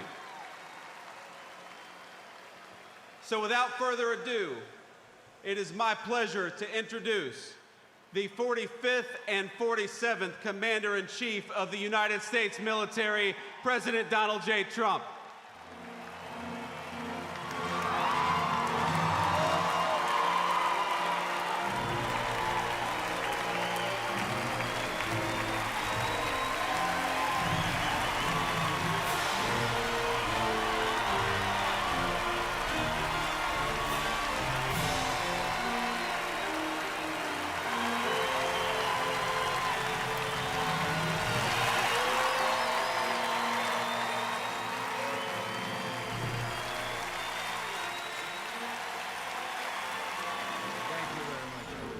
Thank you to Vice President Vance, and thank you to our wonderful First Lady, and above all, thank you to the greatest, fiercest, and bravest fighting force ever to stride the face of this earth, the United States Army. Thank you very much. Because the Army keeps us free, you make us strong, and tonight, you have made all Americans very proud. They're watching from all over the world, actually. Made them all very proud. Every other country celebrates their victories. It's about time America did too. That's what we're doing tonight. And watching this magnificent display, our souls are filled with gratitude for every generation of warriors who have worn the uniform all the way back to the very beginning. So to every veteran across our land, and right here in our nation's capital, including 6 recipients of the Congressional Medal of Honor, we love you, we honor you, and we salute your noble service to our flag and to our country. As we celebrate tonight, we also think of the hundreds of thousands of Army soldiers who have made the supreme sacrifice for our nation and selflessly laid down their lives in every war, from the Revolution to the War on Terror. To the Gold Star families with us today, the courage of your heroes is the bedrock on which our entire nation stands. We thank you. Yes, we thank you. Today we commemorate an event that did not just change American history, but changed the history of the entire world. With the creation of America's Army on June 14th, 1775, liberty got its shield and the freedom got its sword. Those first Army patriots in the American Revolution fought against a fearsome enemy and impossible odds, but they were armed with a righteous cause. They were led by an indomitable commander, a truly great man, General George Washington, and they were united by an eternal creed. Their motto was victory or death.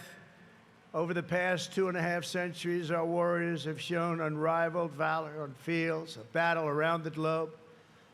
With the frostbitten feet and bloody fist, they have marched into the flames and fury of combat, charged up mountains, stormed beaches, waded through torrents of gunfire, and leapt into skies thick with smoke and shrapnel.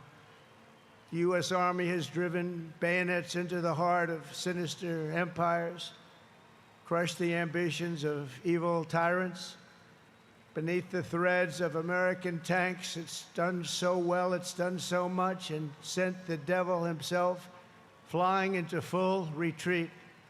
Time and again, America's enemies have learned that if you threaten the American people, our soldiers are coming for you. Your defeat will be certain, your demise will be final, and your downfall will be total and complete.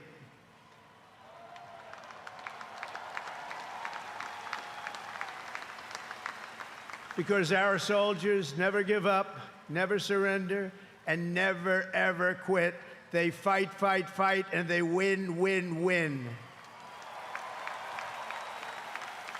And that's why no institution in history has entered more names into the roster of American heroes than the U.S. Army, the Congressional Medal of Honor, more than anyone or anything. There was Mad Anthony Wayne, asked by George Washington to lead a daring midnight raid up the cliffs of Stony Point with unloaded muskets and only their bayonets to fight the redcoats. Mad Anthony replied, "Issue the order, sir, and I will storm into hell for you." Then there was the Civil War general, John Corse, shot in the face in combat. He fired off a message to his commander: "I am short a cheekbone and one ear, but I am able to whip the hell out of all of them." He stayed on the front lines, it seemed forever. In World War II, there was the great Creighton Abrams, besieged on all sides by the Nazis at the Battle of the Bulge. He boldly proclaimed, "They've got us surrounded again, the poor bastards." This is the fighting spirit and unyielding force of the U.S. Army. It has never changed, and it will never, ever change, because there is no earthly force more powerful than the brave heart of a U.S. infantryman or an Army Ranger, paratrooper, or Green Beret. They are the best, they are the finest. From Bunker Hill to San Juan Hill, from Gettysburg to Guadalcanal, from Yorktown to Shiloh, and from the trenches of the Argonne to the mountains of Afghanistan, the Army has forged a legacy of unmatched courage, untold sacrifice, and unequaled and undying glory. Our soldiers have poured out their blood by the bucketful on Missionary Ridge and Heartbreak Ridge, on the sands of Sicily, Normandy, and the Philippines, and on the dusty streets of Da Nang, Baghdad, and Fallujah. Thanks to their extraordinary service and devotion, 250 years later, America stands tall, America stands proud, and America stands free. We're the hottest country in the world right now, and our country will soon be greater and stronger than ever before. Down through history, we've been blessed beyond words by this valiant legion of Army warriors and patriots, heroes and legends. And tonight we affirm with unwavering certainty that in the years ahead and in every generation hence, whenever duty calls and whatever danger comes, the American soldier will be there.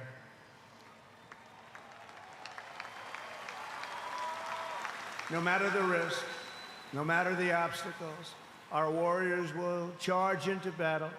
They will plunge into the crucible of fire, and they will seize the crown of victory, because the United States of America will always have the grace of Almighty God and the iron will of the United States Army. Congratulations to everybody. We love our country. We've never done better. Thank you. God bless you. God bless the Army, and God bless America.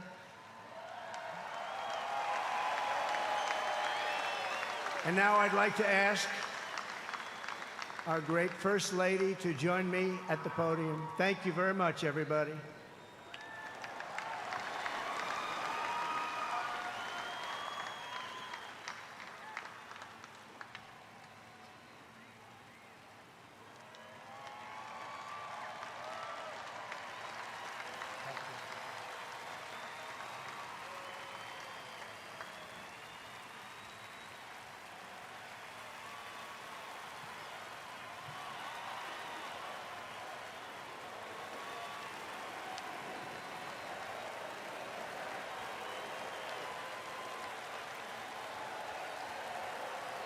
Mr. President, on behalf of the United States Army, the Army Golden Knights, I would like to present to you this flag, which was flown over our nation's capital in free fall during the Army's 250th birthday celebration.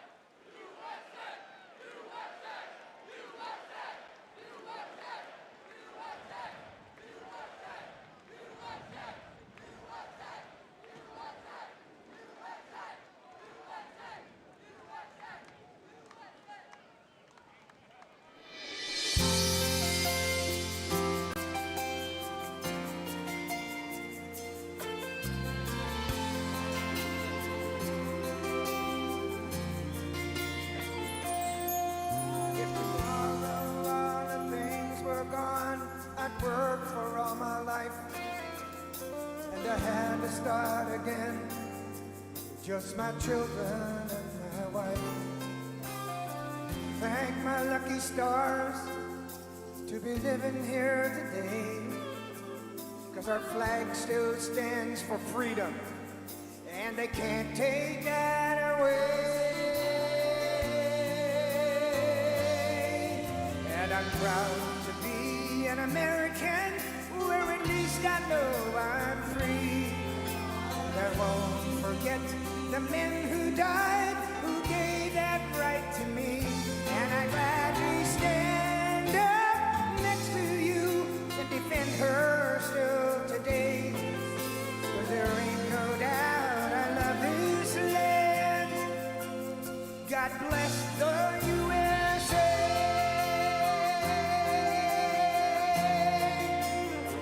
Happy birthday, Mr. President.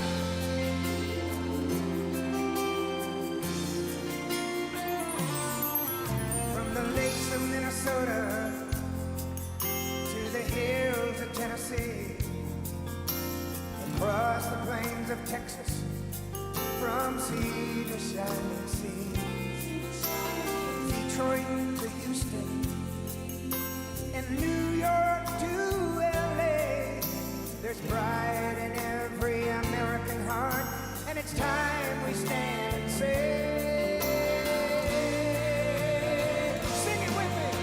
I'm proud to be an American, where at least I know I'm free. And I won't forget the men who died, who gave that right to me. And I gladly stand up next to you and defend her still today. 'Cause there ain't no doubt I love this land.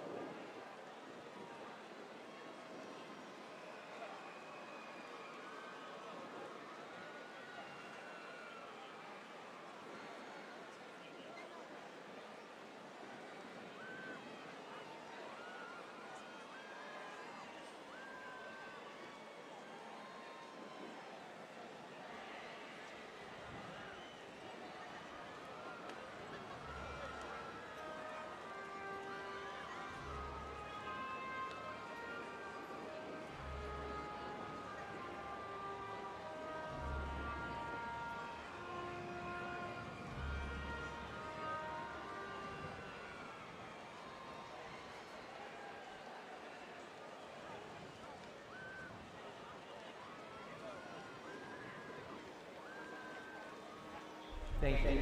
Thank you. Thank you, U.S. Army. Thank you. Thank you. Thank you. Thank you, Army, for 250 years. Thank you so much for serving alongside my grandfather and my great-grandfather, for your service, for your country, for your family.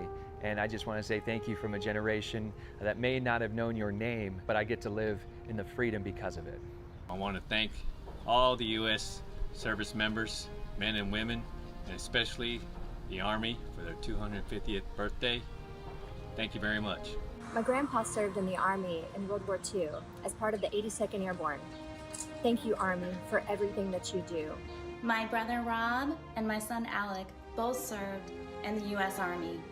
We thank you for your courage, your sacrifices, and the burdens that you may now carry. Thank you so much for doing what you do, putting your lives on the line for other men like me to live the life I live. I just want to say happy birthday to the U.S. Army, congratulating them on 250 years.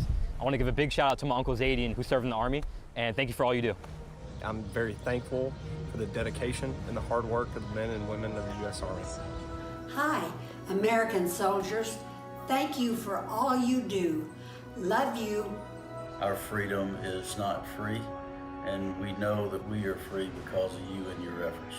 Thank you to our Army active duty and veterans for protecting our rights and freedoms. It comes at an immeasurable cost. I'm wishing you the best. Happy birthday. Go on. Happy birthday, Army. Thank you to everybody who's serving today and has served in the past. Love you guys and girls. Thank you so much for everything you do. A big thank you to the men and women that serve our country and everything you guys do for us. Thank you, Army, and happy birthday. Happy birthday, Army. Happy birthday, Army. Happy 250th.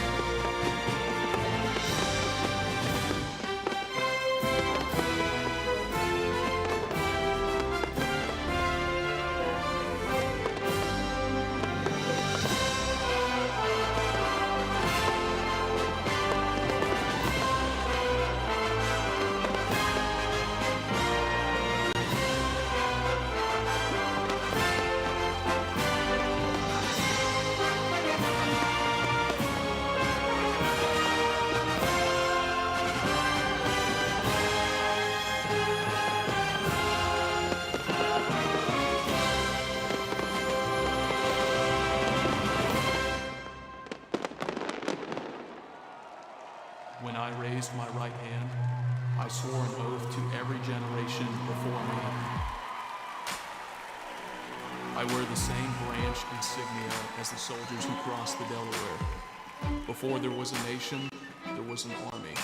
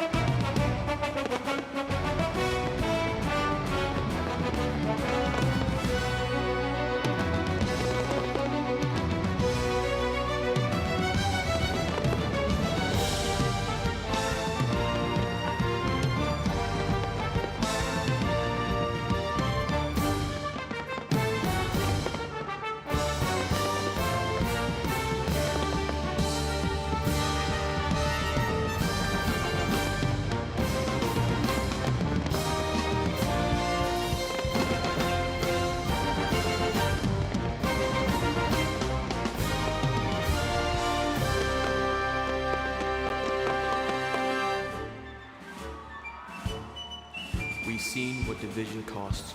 I serve because unity is worth the fight. I carry that legacy forward every time I put on this uniform.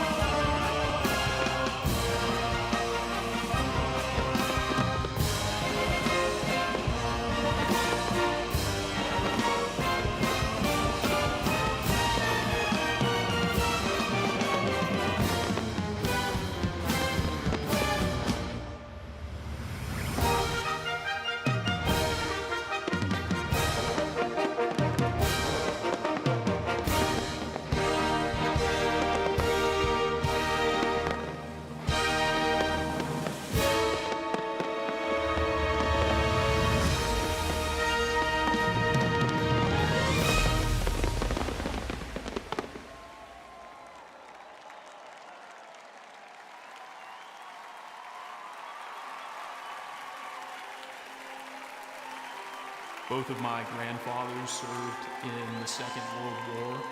They answered the challenges of their time, and it is my goal in this uniform to answer and meet the challenges of my time head on.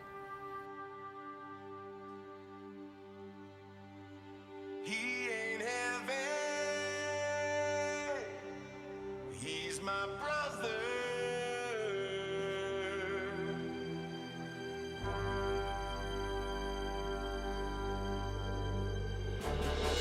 Duty, honor, country.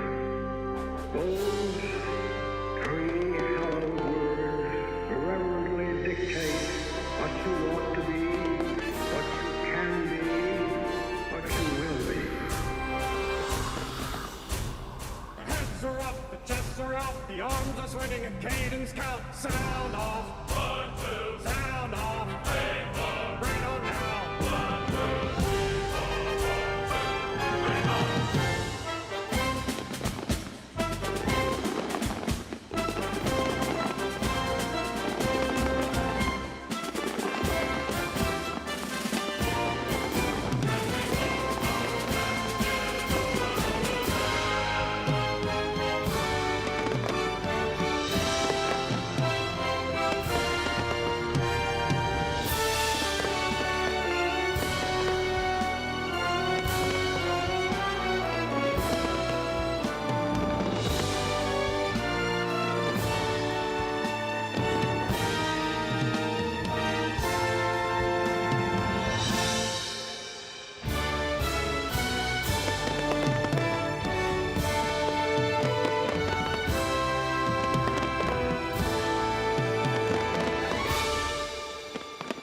There's a strength in these bonds.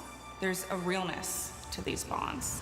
It's not just because this is your team, it's because your life depends on these people.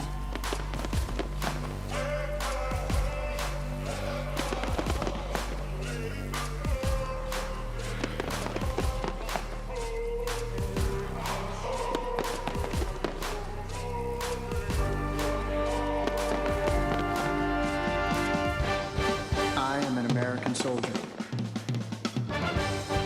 I'm a warrior and a member of the team. I serve the people of the United States and live the Army values. I will never accept defeat. I will never quit.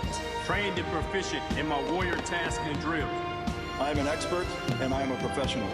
Enemies of the United States of America in close combat.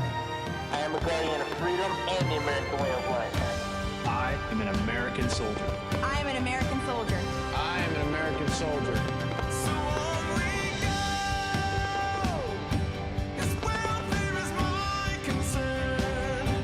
No burden is he to bear. We'll get there. For I know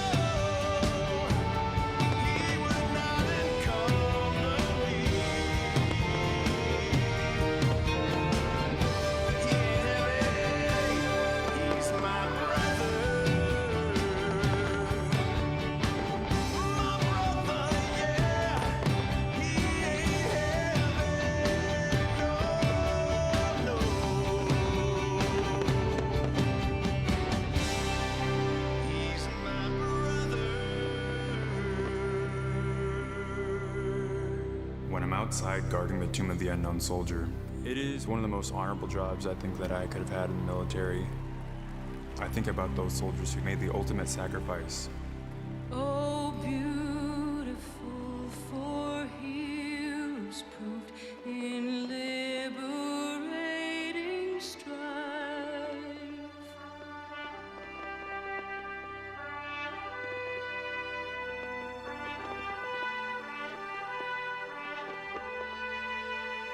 Who more than self their country loved, and mercy more than love.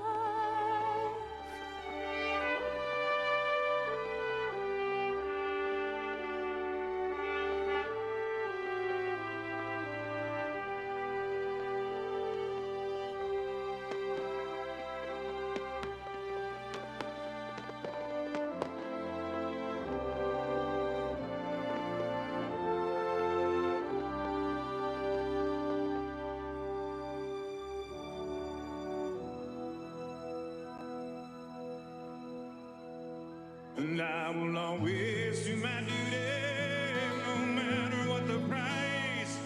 Hey, I've counted up the cost, I know the sacrifice. Oh, and I don't want to die for you, but if dying's asking me, I'll bear that cross with honor. Hey, freedom don't come free. I'm an American soldier, an American. Beside my brothers and my sisters, I will proudly take a stand. When liberty's in jeopardy, I will always do what's right. Man, I'm out here on your front line. Sleep in peace tonight. American soldier, I'm an American.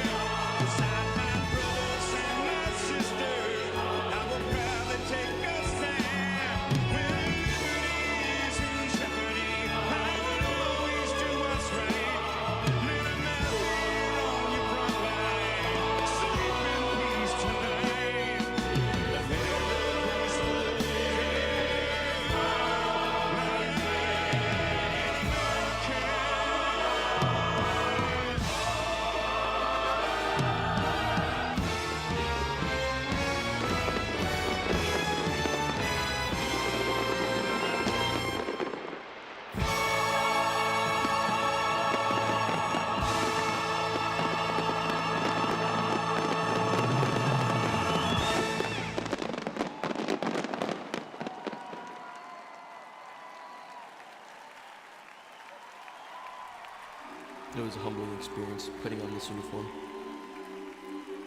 I believe this uniform is a symbol of trust, and it represents the highest ideals of our country.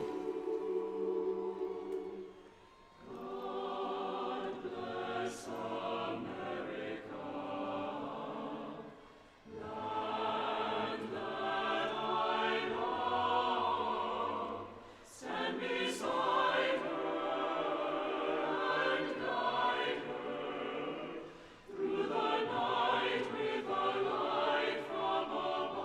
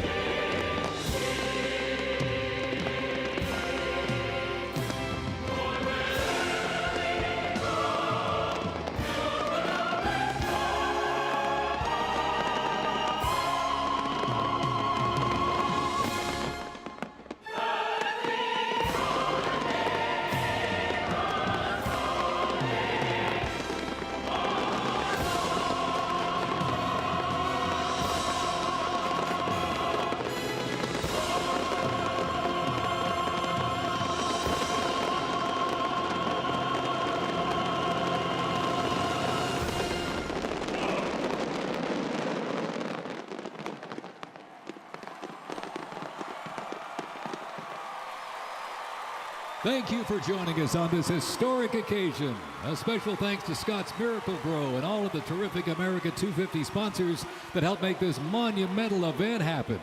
And to you here in our audience or watching at home, to those in our U.S. military who are currently serving, have served, or being remembered, thank you for celebrating in the greatest country in the world. God bless you and God bless America.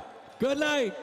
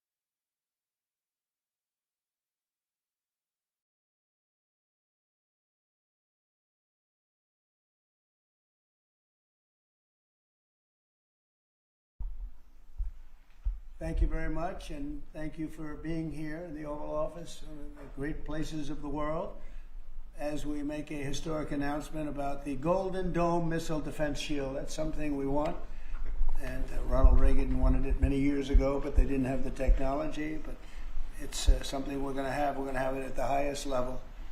I want to thank Secretary Hegseth, who's been fantastic, and Secretary Rubio, and Space Force Vice Chief of Space Operations, General Mike Gutlein.